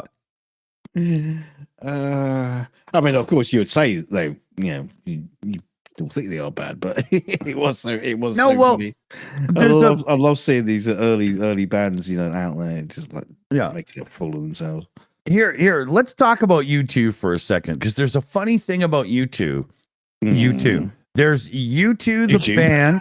Yeah. I know. I'm gonna do that again. Yeah. We did that last time we were talking about YouTube. We started again YouTube every time. Yeah. Okay, hold on a second here. Give me 1 second to get a can, and then I'll do this thing, because it's a funny thing to point out, and it's also very Canadian. Okay, so we got the build up now. Just drum roll. Have I got a drum roll? Hang on, let's see if I got a drum roll. Not quite a drum roll. It was more like this. Dick Dawson's story about YouTube. yeah. Okay. Right now. Yeah. Hey, I was quick. Okay, so. U2 did their first couple of records with like Sunday, Bloody Sunday and whatnot. And they had that raw, basic approach to things that was similar to the Police on the first couple records, where it was very raw, underproduced, but very different style of music, right? And then they came out with the Joshua Tree that redefined what YouTube was as a sound and whatnot, it completely changed the band in a new direction. And the influence was Daniel Lanois, French Canadian music producer and is an artist as well, but very much a producer. And he got together with U2 actually before the Joshua Tree album, one album before. But that first album didn't really change them completely the way that the Joshua Tree did. And was that the first one? Was that the one you're talking about previous to that? Was that the one with Sunday Bloody Sunday on it? No. After that, I can't remember what the song would be from it. It wasn't exact, like U2 aren't exactly a band I'm really into, right? I find the edge about as basic. Hang on a minute. The Unforgettable Fire. Yeah. That's the first Daniel Lanois album. Yeah, it's a good album. But U2 didn't really take Daniel Lanois' thing on until after that album was more successful than their other ones. And then they really followed his lead for the Joshua Tree. And the reason I bring all this up is it took a Canadian producer to really, I know it doesn't matter, but it does to me. It took a Canadian producer to really pull what they could do commercially out of them and put it on the market. And the funny thing is Canada is known for having the worst commercially successful bands. Like, we hardly have any, right? But we have these amazing producers. Well, didn't the Edge just trip over his reverb pedal and just like turn it up like to max? Yeah. I can't. Yeah, Pride in the Name of Love. Yeah, Mike 71. There you go. That's the one that came out before the Joshua Tree and the Streets Have No Name and everything, where they really layered on the effects and whatnot with the guitars and stuff, right? But Daniel Lanois is the one that really brought U2 to what they became for years as the massive band they are, right? If you go back to U2 before Daniel Lanois, it was Sunday Bloody Sunday. Compare Sunday Bloody Sunday to Where the Streets Have No Name and those other massive songs. There's no comparison, right? You know, and there was a guy, I can't remember his name offhand, it's eluding me, but he was the producer for Bruce Fairbairn. He actually gave a lecture at the audio engineering school in Vancouver I went to back in the day. And Bruce Fairbairn was the guy that worked with like Bon Jovi and Def Leppard and a whole bunch of people, along with like Mutt Lange, the other big 80s guy, right? And then Fairburn brought Bob Rock into play, which was the guy that did like the Metallica Black album. And well, you could argue he kind of wimped them out a bit, but it made them very big. And Canadian music producers, we have a history of these guys, man. You know, we have a history of dudes that really know how to make a sonically amazing album. True fact. Mm. You know, where are they now? Well, where are they now? Well, you know, I'm sure they're doing well because they all get partial credits on the records and points and stuff. You know what I mean? What I mean is, well, you know, they're not, they're not helping out the record music industry now. Actually, no, that's not true because what Mutt Lange and Bruce Fairburn and a few of those 80s producers with like Rat and all those bands that just ruled the airwaves, what they did was they transitioned to country. And that's where that whole pop country thing comes from with like Shania Twain and all these people. It's the 80s producers going to country and going, okay, we'll use all our tricks on you fuckers now. Right? That's where it came from. You don't like me using that word. What? I'm not Fuckers? going to say it. Cunt. I didn't say that. Country. You said country. Oh.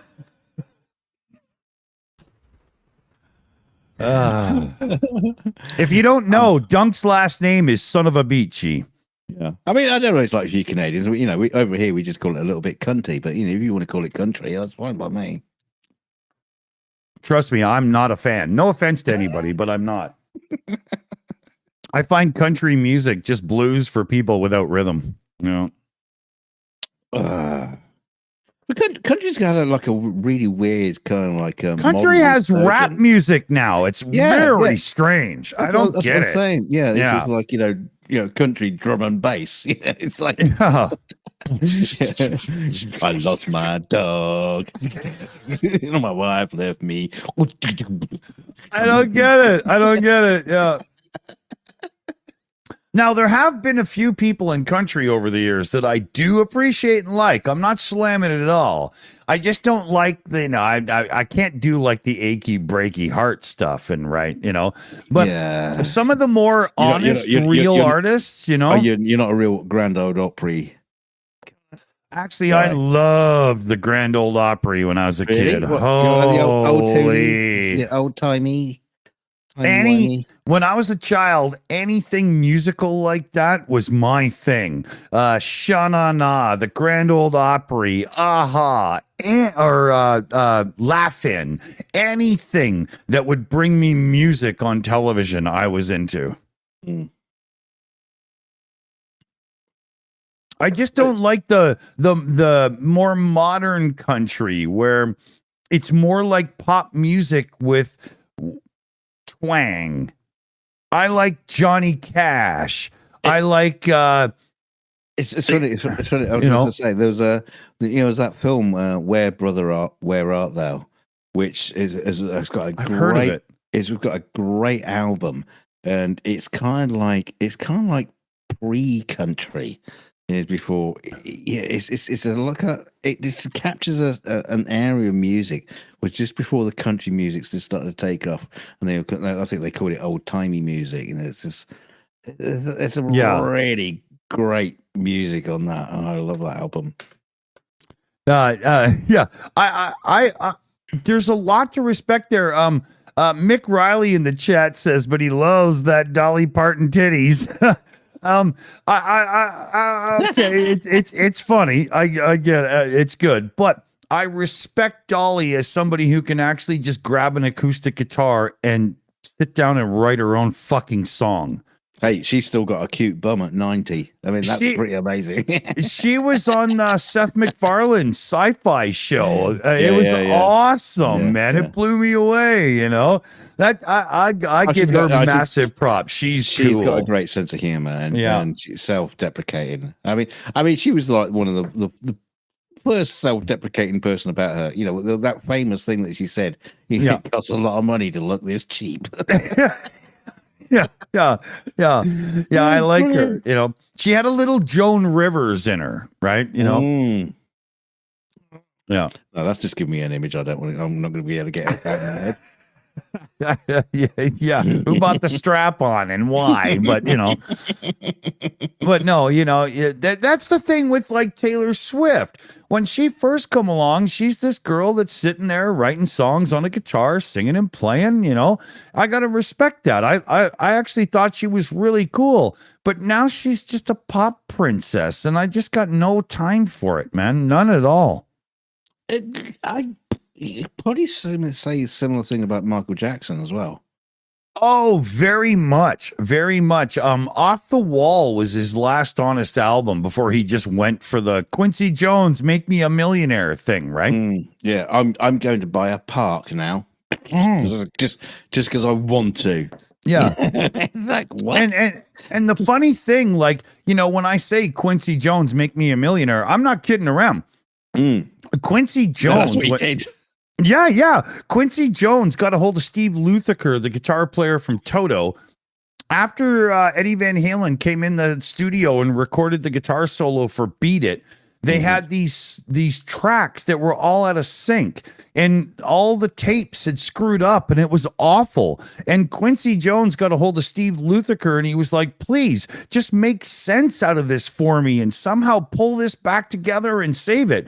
And Steve Lukather and his team were the ones that did it and sent them the tracks back and said, here's your tune, dude. Ironically, Toto one-hit wonder. Well, 2 hits. Rosanna and Africa. I wouldn't put Rosanna as it was in North America. Okay. Yeah. I mean, I like their soundtrack of Dune, but that doesn't really count. That doesn't really hit the number one, singles. The dude with the white spiky hair movie, or the which version of Dune? There's only been 12,000, and each one of them can put you to sleep. No, there's only been 2, Dick. Really? Well, movies. There's been a TV series, and yeah, okay, all right. I'll get your argument. Yeah, but the 1980s version of Dune, they did the soundtrack for that. It's really cool. Who's in that one? Sting? Sting's in that. Yeah. I can never remember. Is it Mick Jagger, Sting, or Bowie? Because there's so many bad movies from the 80s with rock and rollers in them, right? I mean, Gene Simmons was even in a goddamn movie. Who thought that was a good idea? I think he was in quite a few, wasn't he? There was a documentary. A horror movie as well, or something. Well, there was a documentary I downloaded recently, and it was called Spinal Tap. That wasn't him. Spinal Tap. I thought that was just a display of my life.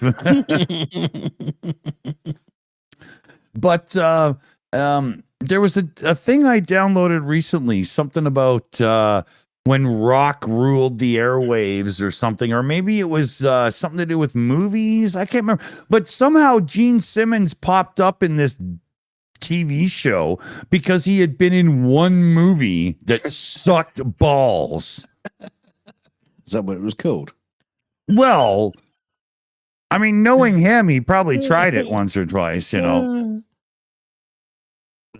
Funny thing, Gene Simmons from Kiss, the demon dude breathing fire and spitting blood, is always known as the ultimate womanizer from back in the day.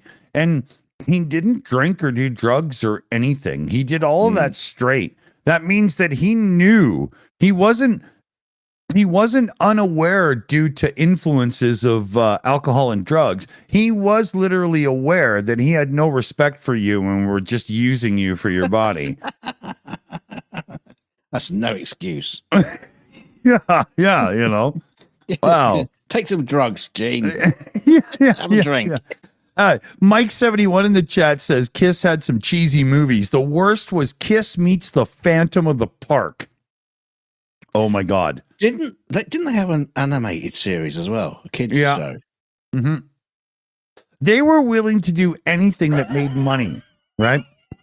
They literally saw what's his name? George Lucas with the Star Wars and the toys and stuff make money, and they were just like, yep, that's how we want to live, right? You know, Yeah. they had bubblegum cards where you could put them backwards up on your wall and make the big picture if you collected them all. Oh, and, yeah. I had that with the Star Wars ones as well. God. I didn't bother Kiss. I was never into Kiss. Never. No, Weird. I was for about 3 years until my father came home with the album Rush 2112. And we put it on the turntable and we listened to the overture and then the Temples of Syrinx and whatnot. And I just sat there and went, oh, okay, so I'm going to be a musician. That's what I'm doing. And from then on, I never listened to Kiss again or anything like that. I was just like, I want prog rock. I want complicated, real music. I don't even understand it yet, but this is everything I needed in life. I was just blown away. You know? Oh, yeah. I was like that with Star Wars. probably at similar ages, you know. Yeah, probably. What completely different directions we could have gone in. Yeah. You were all about the movie, and I was just all about the music, right? Yeah, you know? and you became a musician, and I became a movie guy. So, yeah. What went wrong? Well, you've seen yourself on television and in movies. I have listened to myself on the radio. I'm not sure anything went wrong, and here we are talking about it, right? You know, fellow babies. We've got Dunk's life led him to this, and my life led him to this. That's a pretty good lead up because you're here watching, right? You know, unless you're hate watching us, you know. Yeah. Is Enforcer Matt in the chat? You know, because there could be a hate watcher. You know. And if you are hate watching us, thanks very much, because we could do the views. And make sure you lube your right hand because that friction can get you. And know, hate watching does have, security warnings. And if you are hate watching us, make sure you share us out to lots of other people to hate watch us back. You know, that's right. Yeah, other people more haters. Yeah. Yeah. Other people deserve to wank and watch just like you do. See, we've been doing it wrong all the time. So like, share, and subscribe. Hate us, subscribe, and share us. You know, and make sure tell other people how shitty we are. Yeah. That's it. That's what we need. That's where we're going wrong. Damn it. Oh man. You know, I thought today would be one of those days where I had like 2 beer during the show and then I'd go off and, do things afterwards. And yeah, it's not going to work out that way. Well, you don't go and save kittens from the canal. No. Are you kidding? I couldn't be trusted to operate a ladder right now.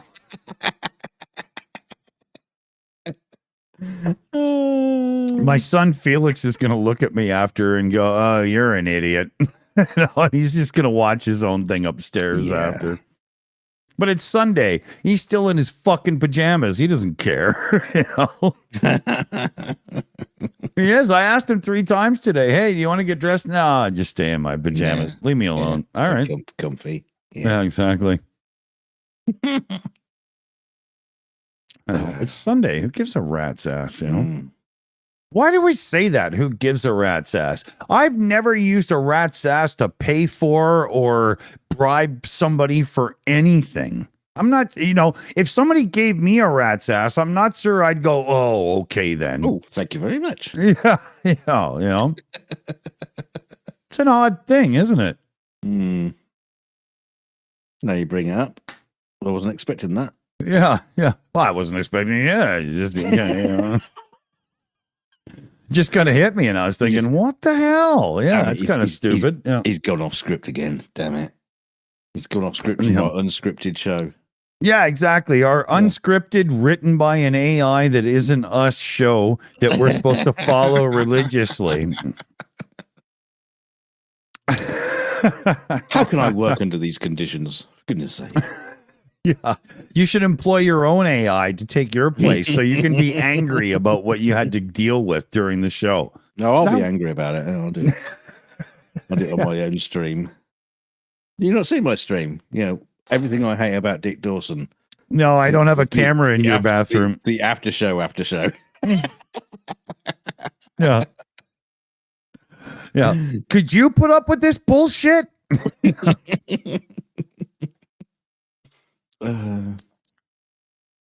Well.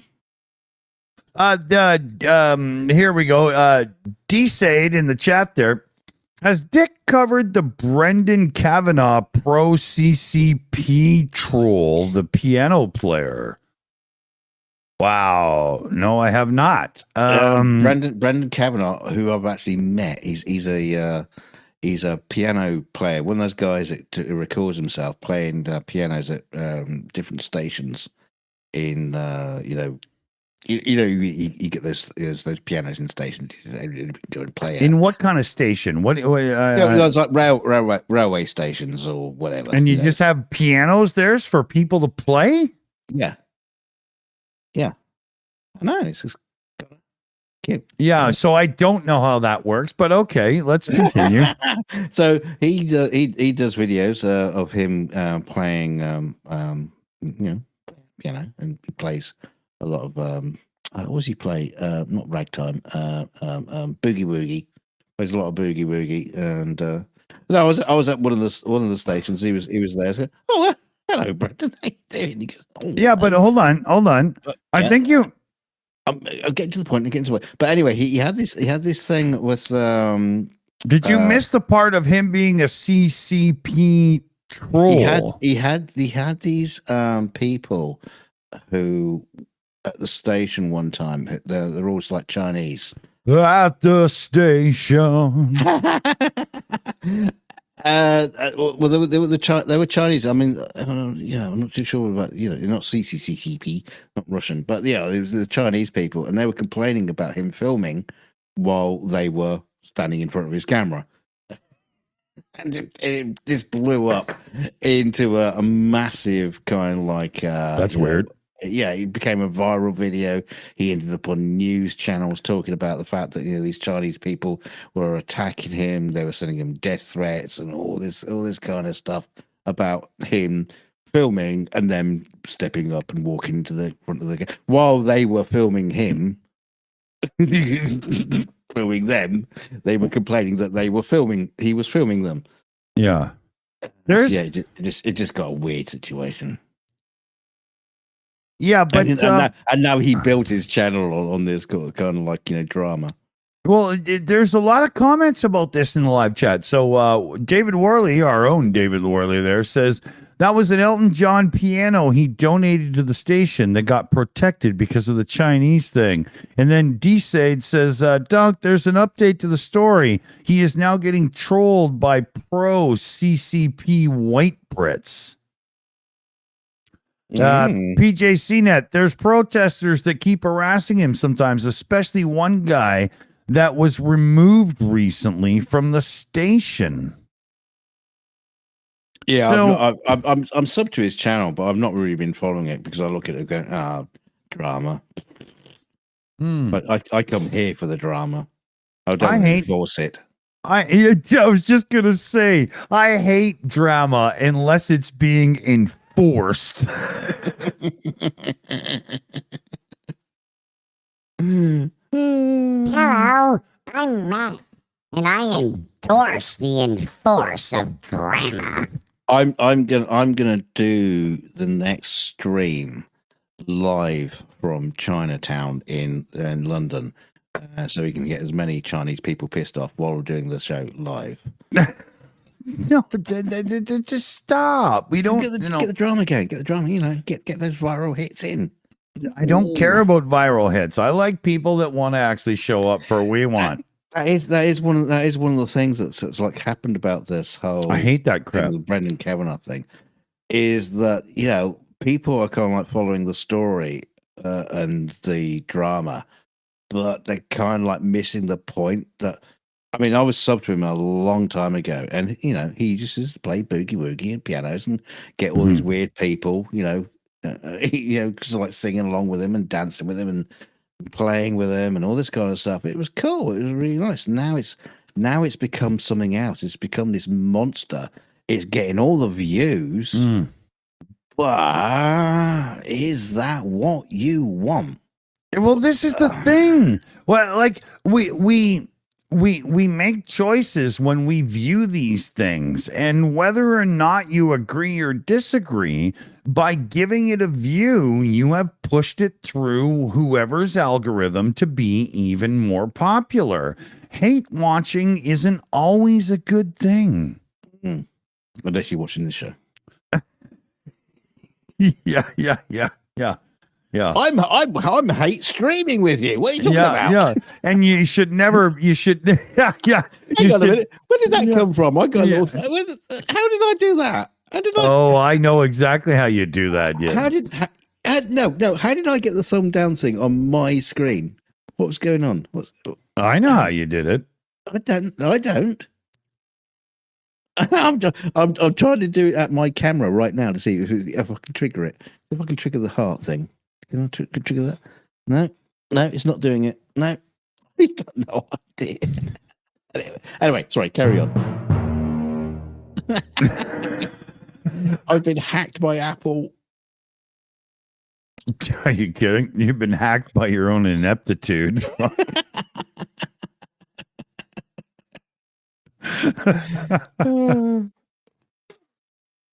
So, we should give a shout out to that Marjorie.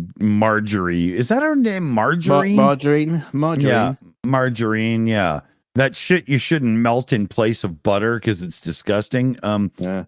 Taylor Green. Good yeah, her idea of doing the mugga thing as an insult, the way that took off afterwards. Wow. What an idiot to not see that coming. How stupid are you that you didn't see that becoming a thing?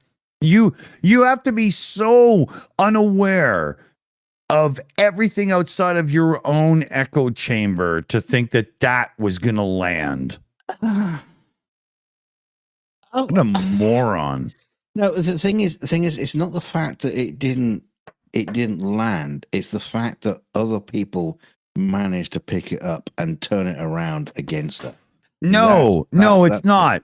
Okay. It's not, because Make Ukraine Great Again as a response to MAGA was an obvious turn for this to take. And those people in her camp not seeing that this was going to backfire shows how they've got their blinders on. They only see their little scope of things on the far right. They have no clue what the rest of the world is up to, or they're ignorant to it. I was just taking a different point of view to it, but yeah, no. Yeah. Because I would have instantly known, well, this is going to just blow up in your face, moron. You know, are you kidding me?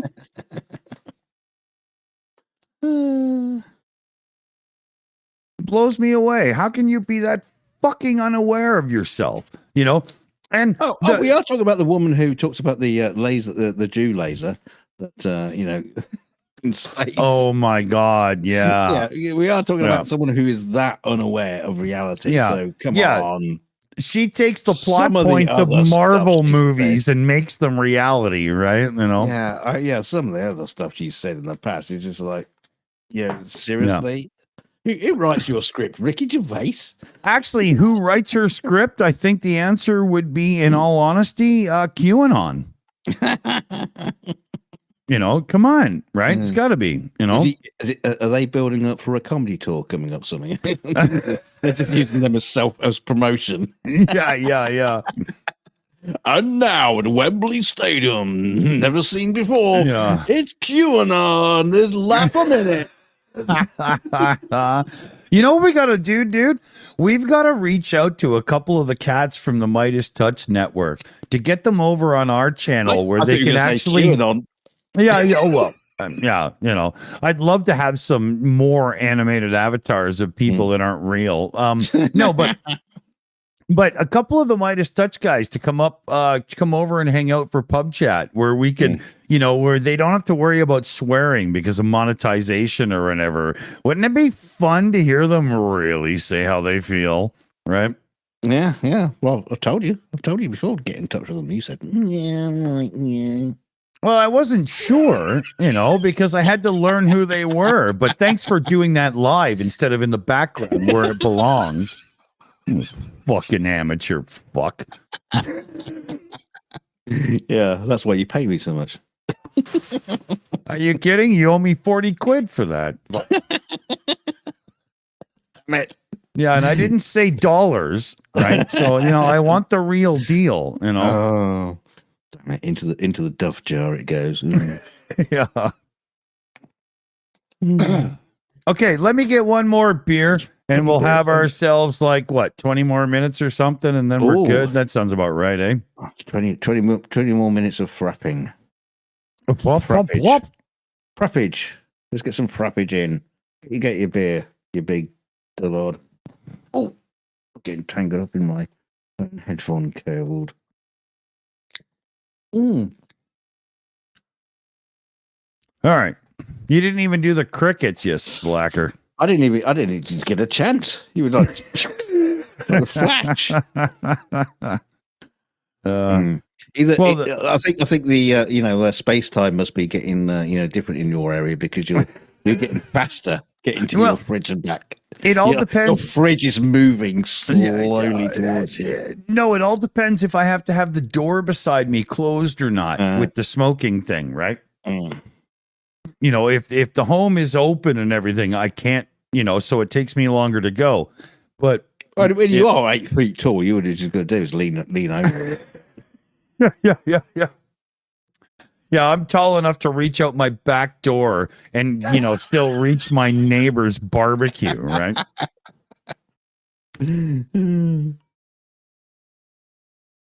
But yeah, it's all based on whether or not the door has to be closed, right? Yeah. No, we spent more time talking about you going to get a beer than you did actually spend going to get a beer. How's about that?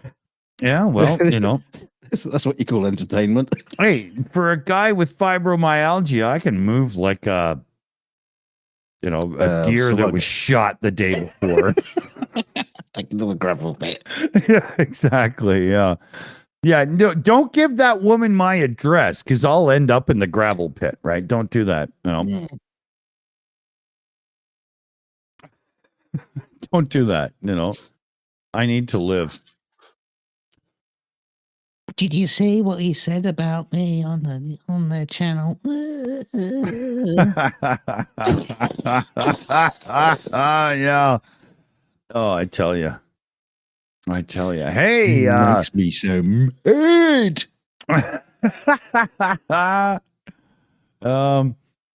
Leathercat in the chat says awesome news about the Shills NAFO truck campaign going on. Well, it's actually pretty good news. Leathercat is indeed paying attention. Let me bring this up for you, fellow babies. Better than most of us. Yeah, exactly. I'm too drunk to pay attention, so I need somebody else to do it for me. Yeah, but look at this. Getting close to the 18 grand. Yeah, we're at 11,200 plus euros out of 18,000, fellow babies. That's a good chunk of cabbage. And I do happen to know that there's a lot of the fellow babies, the shillbillies out there who are very much responsible for helping that number go up.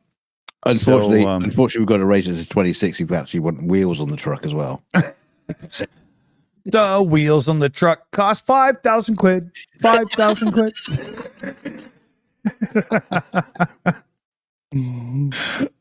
No, but we're only like high sixes away, right? That's not bad. We've only been running a couple of weeks. That's pretty damn good going. Right, and the Portuguese brigade of the NAFO 69. Sorry, let me just interrupt you there. That is just literally just coming from this channel. That's not shared. No. That is also the Portuguese battalion of the NAFO 69 Sniffing Brigade helping, but they don't have like a dedicated channel. They're just doing it on social media and stuff, right? Yes, and a lot of that must be coming from our crowd. Well, a decent amount. I wouldn't want to start splitting hairs on who, what, and why. Okay. But the team up has been very successful. We've only been doing this for a couple of weeks, and we're already at 11,000 plus euros. Right? That's the So everybody's pitching in huge, helping great. There has been a couple people that have asked, are we not fundraising for Project Constantine anymore? We are always fundraising for them, and they are our primary focus of fundraising, along with Greg Terry's thing, as soon as the NAFO thing is done. But we'll probably tie in with NAFO again coming up because, the bigger the channel grows, the more we can help. Why wouldn't we help? Mm. You know what I mean? And we got to give a shout out to Alex Kanish because he really stepped in to help make sure we were connected with the right people to do it proper. So Alex, you were one of the earlier guests on the show there with Starsky and everything. Big shout out to you, dude. You are the goods. Yeah. I'd fuck him if his girlfriend would let me. I'm sure she would. Not on camera. That was the stipulation, and I'm not doing that. Take the responsibility off her for one night. Yeah. She's tired, man. Just a hanging wasteland of a person.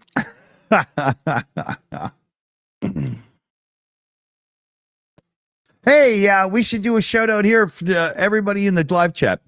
Who wants to see Alex Kanish come up on the channel as a guest coming up? Who wants to see that? Let's do that. Let's get Alex on for the Saturday show coming up. That's a good idea. When was the last time he was on? It's been over a year. Wow. Easy. It's been longer than a year. Yeah, he's been sadly lacking. Yeah. And I actually know how to get a hold of him. So, my bad. Okay. We got a shout out to do here as well, a super chat shout out and all that lovely stuff. Leathercat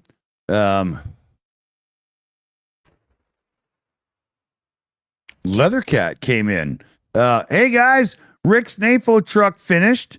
New NAFO truck coming up for Mercado, and NAFO truck coming up for Rick as well. So it's one of those things, I think, where pretty much everybody is involved in a NAFO fundraiser, right?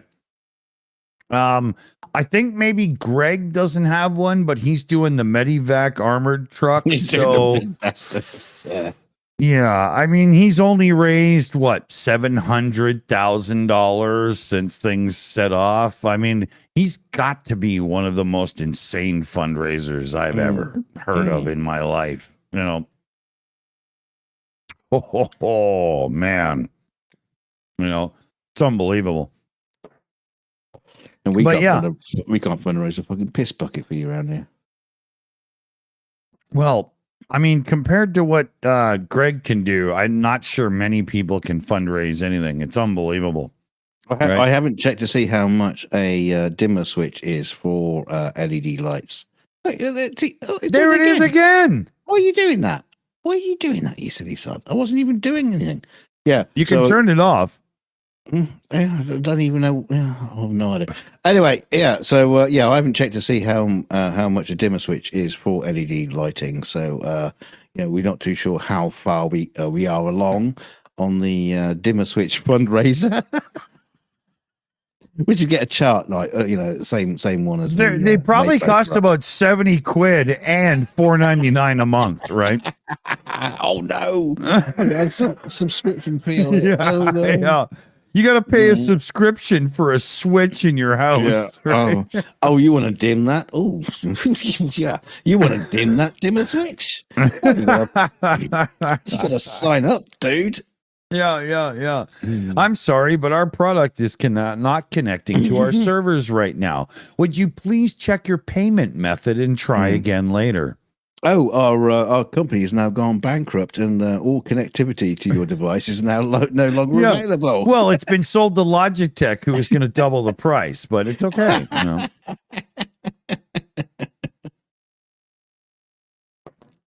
Oh man, I'll get a dimmer switch. I'll just get a cricket bat for little bulbs. Yeah. You want me to log in and sign up, and you start smashing your TV to bits. I'll just wrap paper around the bulbs.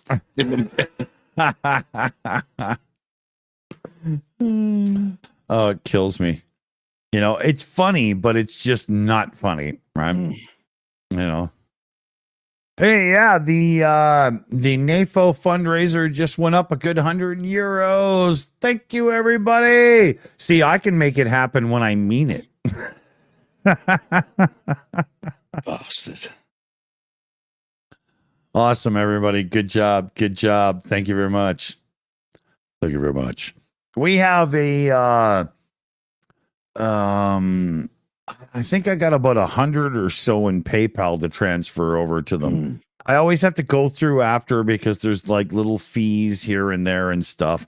And what we do is with PayPal, the transfer fees, we cover it out of our membership fees and stuff to try to make it even for everybody, right? But with super chats, YouTube takes 30%. We can't cover that. It's not, you know, that's it gets to be too much, right? We don't even make enough, you know. So I still have to work that part out every month. It's a nightmare the way it works, you know. Yeah, and also, why are we always just buying them trucks? You know, what about getting something nice? You know, a nice little caravan to tow behind the truck, you know, or a speedboat or something. Yeah. You know, a Lotus Exige. Yeah. Well, yeah, something fun. Come on. Yeah, exactly. Yeah, we need something low to the ground and sexy with a 6-speed. You know.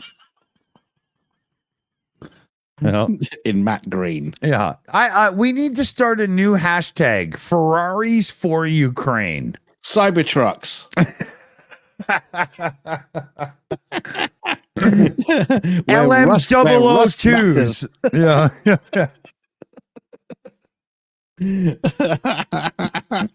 Yeah, you don't see any Cybertrucks out there with like a 30, 50 caliber machine gun on the back of it. Yeah, you got to give a shout out to Shayna Caldwell, an old school Mopar girl in the chat there. Hellcats. Yeah, she's got herself a slick rig. Oh yeah, she knows what she's talking about. Yeah, Hellcats, man, that'll get you out of trouble fast. Hey, what we should do is get a fundraiser for me to replace my Toyota Land Cruiser. I can send them my old shit. Yeah.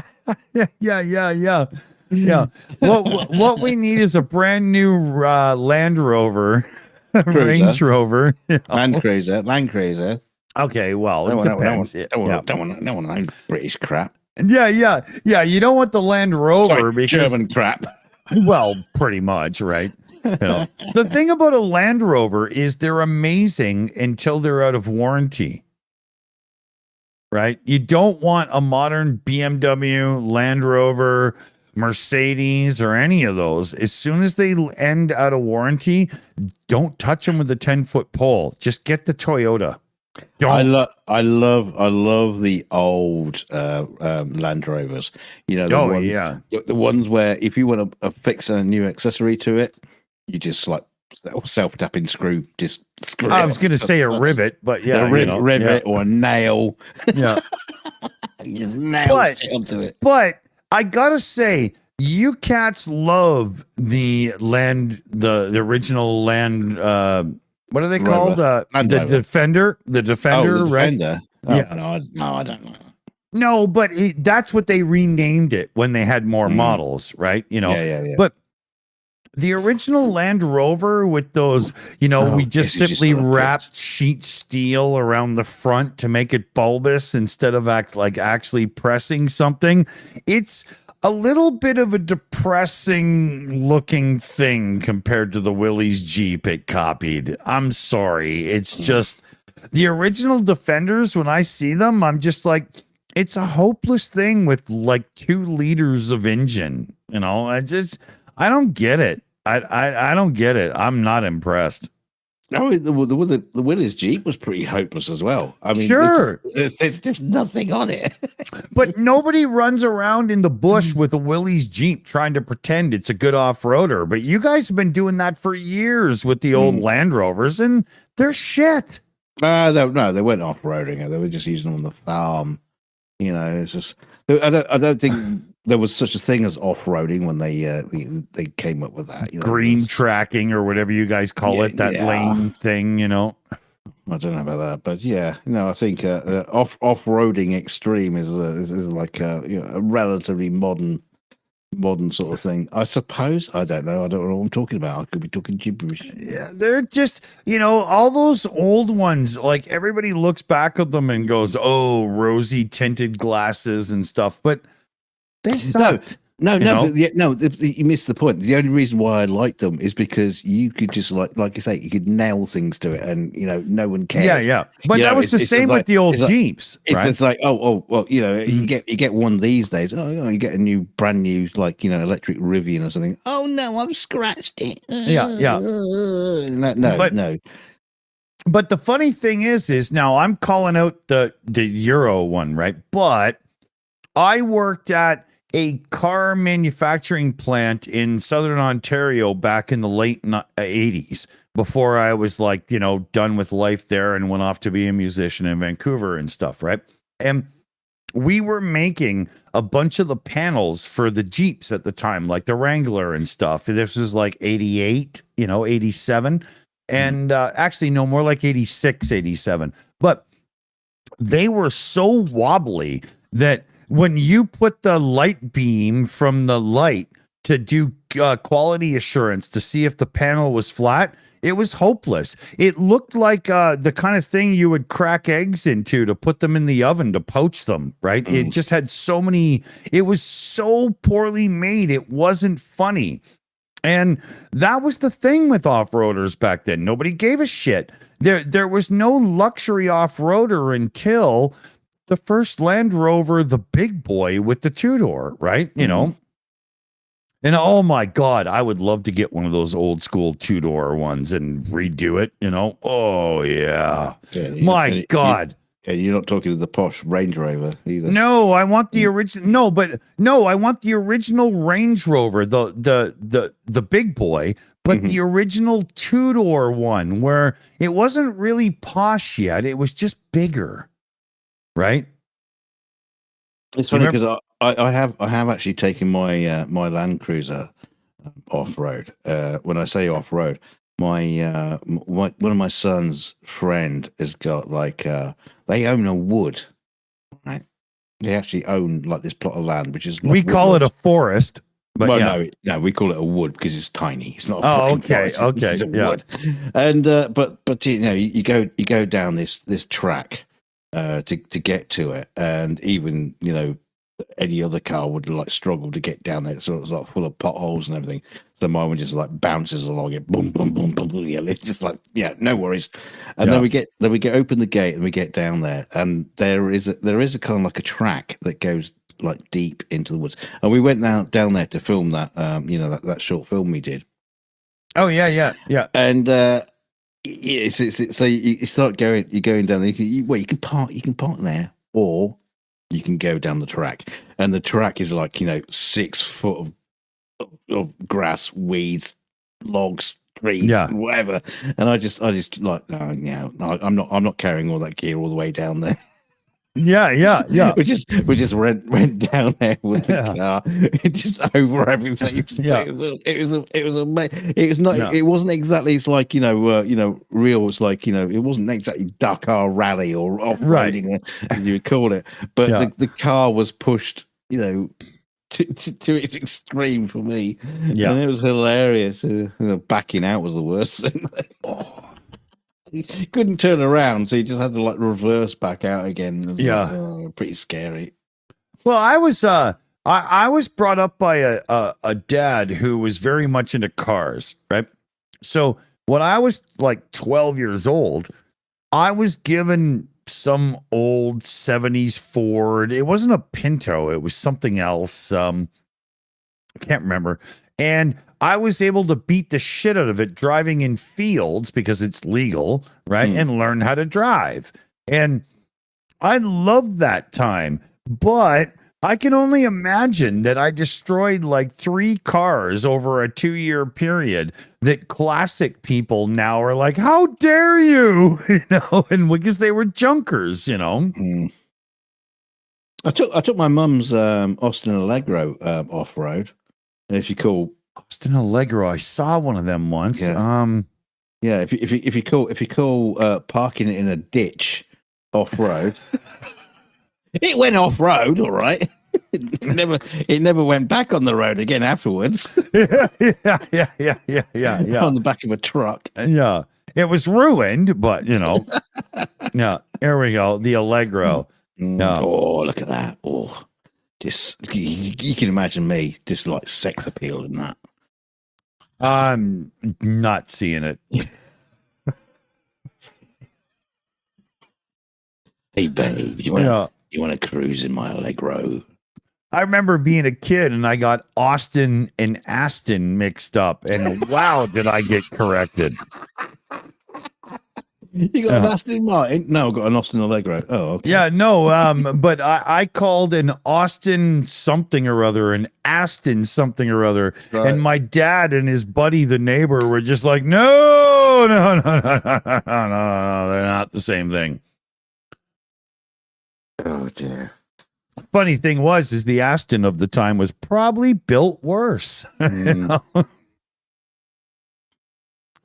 Well, I'll tell you one thing though. I do have this. I do have my eye on a new car. Unfortunately, it's a lovely 4x4, very very similar to the Toyota Land Cruiser. Unfortunately, it's a Rolls Royce. I'm sorry, what now? A Rolls Royce 4x4 SUV. It's big. It's beautiful.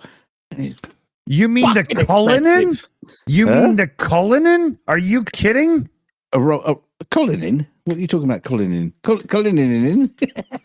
Isn't it called the Cullinan, the SUV? No, it's called something much posher than that. But it's called the Cullinan. Are you Is it? kidding me? Yes, it is. Colander. Cullinan. You Bring it. fucking fuck. Bring it up. I am right now. Oh. That's the Cullinan. And it is as offensive to the eyes as it is to the wallet. It's a Rolls Royce. Oh, look at it. Yeah, but it looks like a church on wheels. Look at it. It is pretty much a church on wheels. It's a it's a monument to just. How dare you question my knowledge of the name of the vehicle? How dare you? That must be a North American name of it. 'Cause I'm sure it's not what it's called over here. But whatever. If that's what you want to call it. Oh, hang on. No, hang on. I can't quite see. It's the Cullen. The Cullinan. I think you're adding too many. Maybe Cullinan. Oh, maybe. Okay. Cullinan. I know Yeah. English is a second language to me, and I'm not very good at it, but I do believe that means, Maybe don't pronounce some of those letters because I thought it was like the Cullen or something. Maybe don't pronounce them. Well, you thought wrong, and I beat you. Maybe the other letters are on a subscription basis only. Yeah. I mean, look at the grill to that thing. It must weigh about 300 pounds without the rad, I know. Yeah, well, that is just the grill. The radiator is probably behind that. So, Oh, yeah. It's only huge. fake, right? Yeah. Yeah, but you can imagine that, that grill. That's where that's where the machine gun points out, like Lady Penelope's girl from Thunderbirds. Yeah. And it has like 500, almost 600 horsepower. And when you put your foot down, the computers will not let it accelerate fast because that's not cool.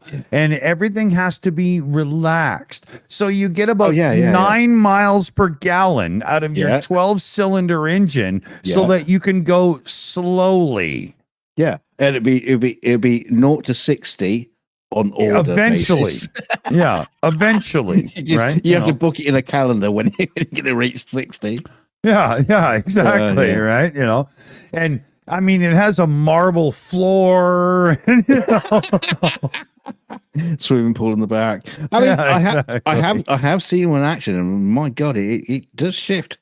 It's Oh, impressive. if you're not trying to get it off the line and you're just trying to pass somebody, yeah, that thing moves, right? And PJ CNET in the chat there says would be lovely and smooth. Oh, are you kidding me? When you put the windows up, the cell phone doesn't even work very well because it's so sealed in, right? That's the truth, you know.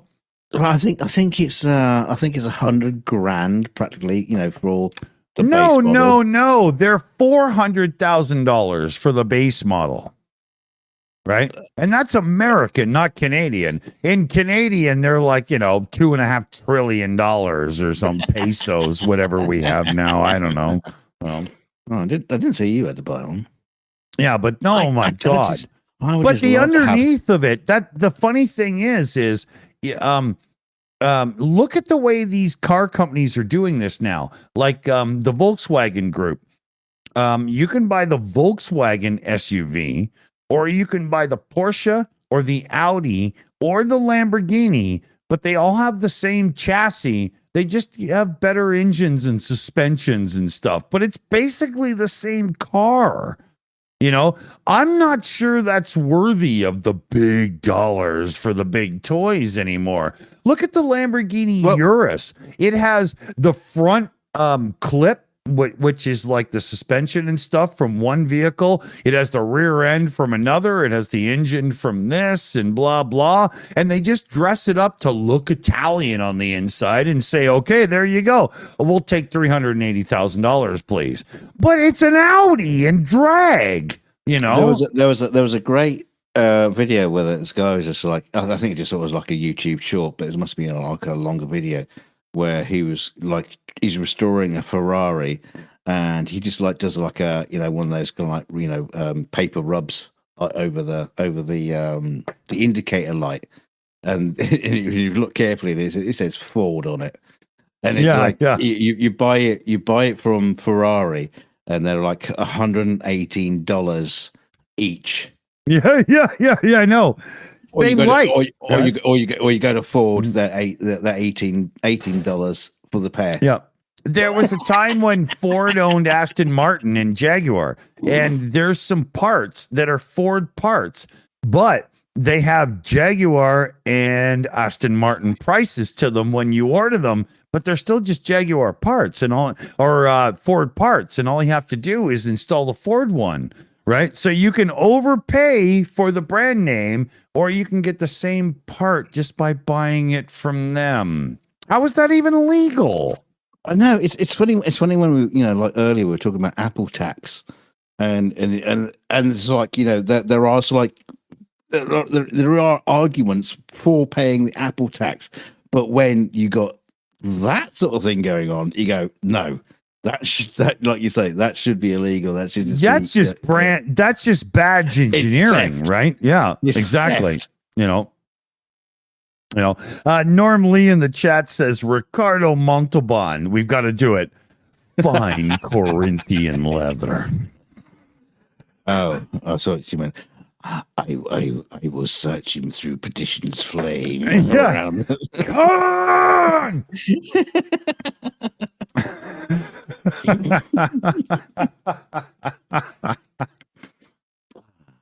No, but it's the car reference. It's got to be fine Corinthian leather. It's got to be. This is City Alpha 5. It hurts my tongue to do that. It's like I've been playing with the little man in the boat for like 2 hours, Really gets me. You should get I was going to say you should get Phoenix to do that, but no, I meant the accent. Not after that. The accent, not the little man in the boat thing. Yeah. No. Too young for that. Yeah. Well, yes and no. That's the whole thing on its own. We're not doing that. Yeah. Now that was something completely different. And now for something completely different. Camel toes. Why do you always have to go to that for that? I don't know. It just makes me laugh.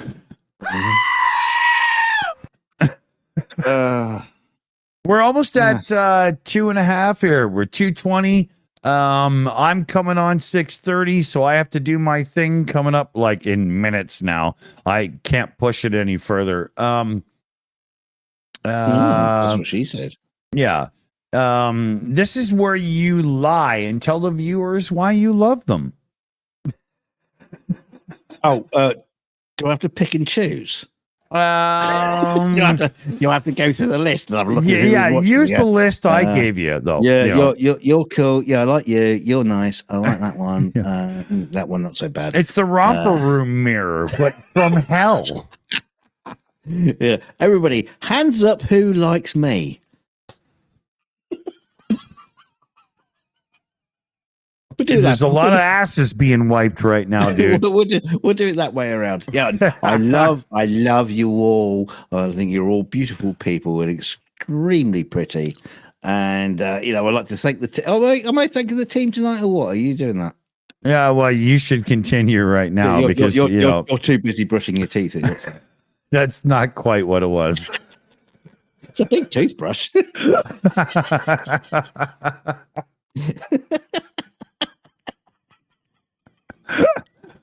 Slippity doo dah. This is why Dick wasn't taken off Sesame Street.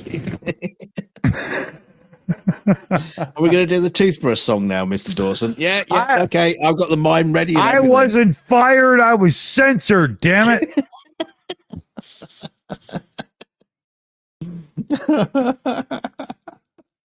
Brushing your teeth looks like sucking a cock. Yeah, brushing your teeth looks like sucking a cock. It's like Grover near and far in your lap, All right, you take the team then. Get on with it. Okay, so let's do it here. We've got CF Beauty who runs the teams, although I'm pretty sure she doesn't want me to shout that out right now. We got BME. We've got PJ CNET, Shayna Caldwell, and Crazy Cat. So thank you to our illustrious team who make this actually possible. And, pleasurable. Well, and, yeah. And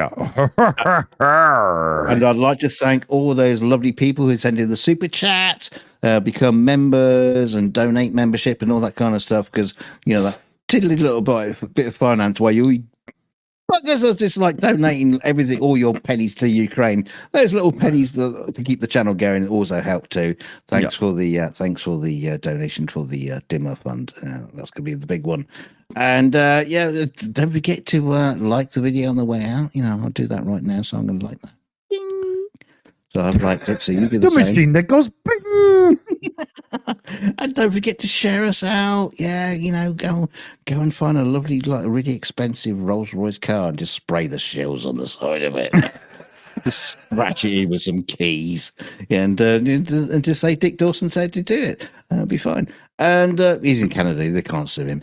Cullinan? No, it's Shillinen. Let him know, baby. Colin the dog. Yeah, and so we'll see you next time. We'll see you on Tuesday for the next 42 show. Lord knows what's going to happen between then and now. Yeah, it's true. So, Lord, thunder and Jesus, boys. Keep your ear to the ground because you never know when we have good consumer advice for you. Actually, it's never happened, has it?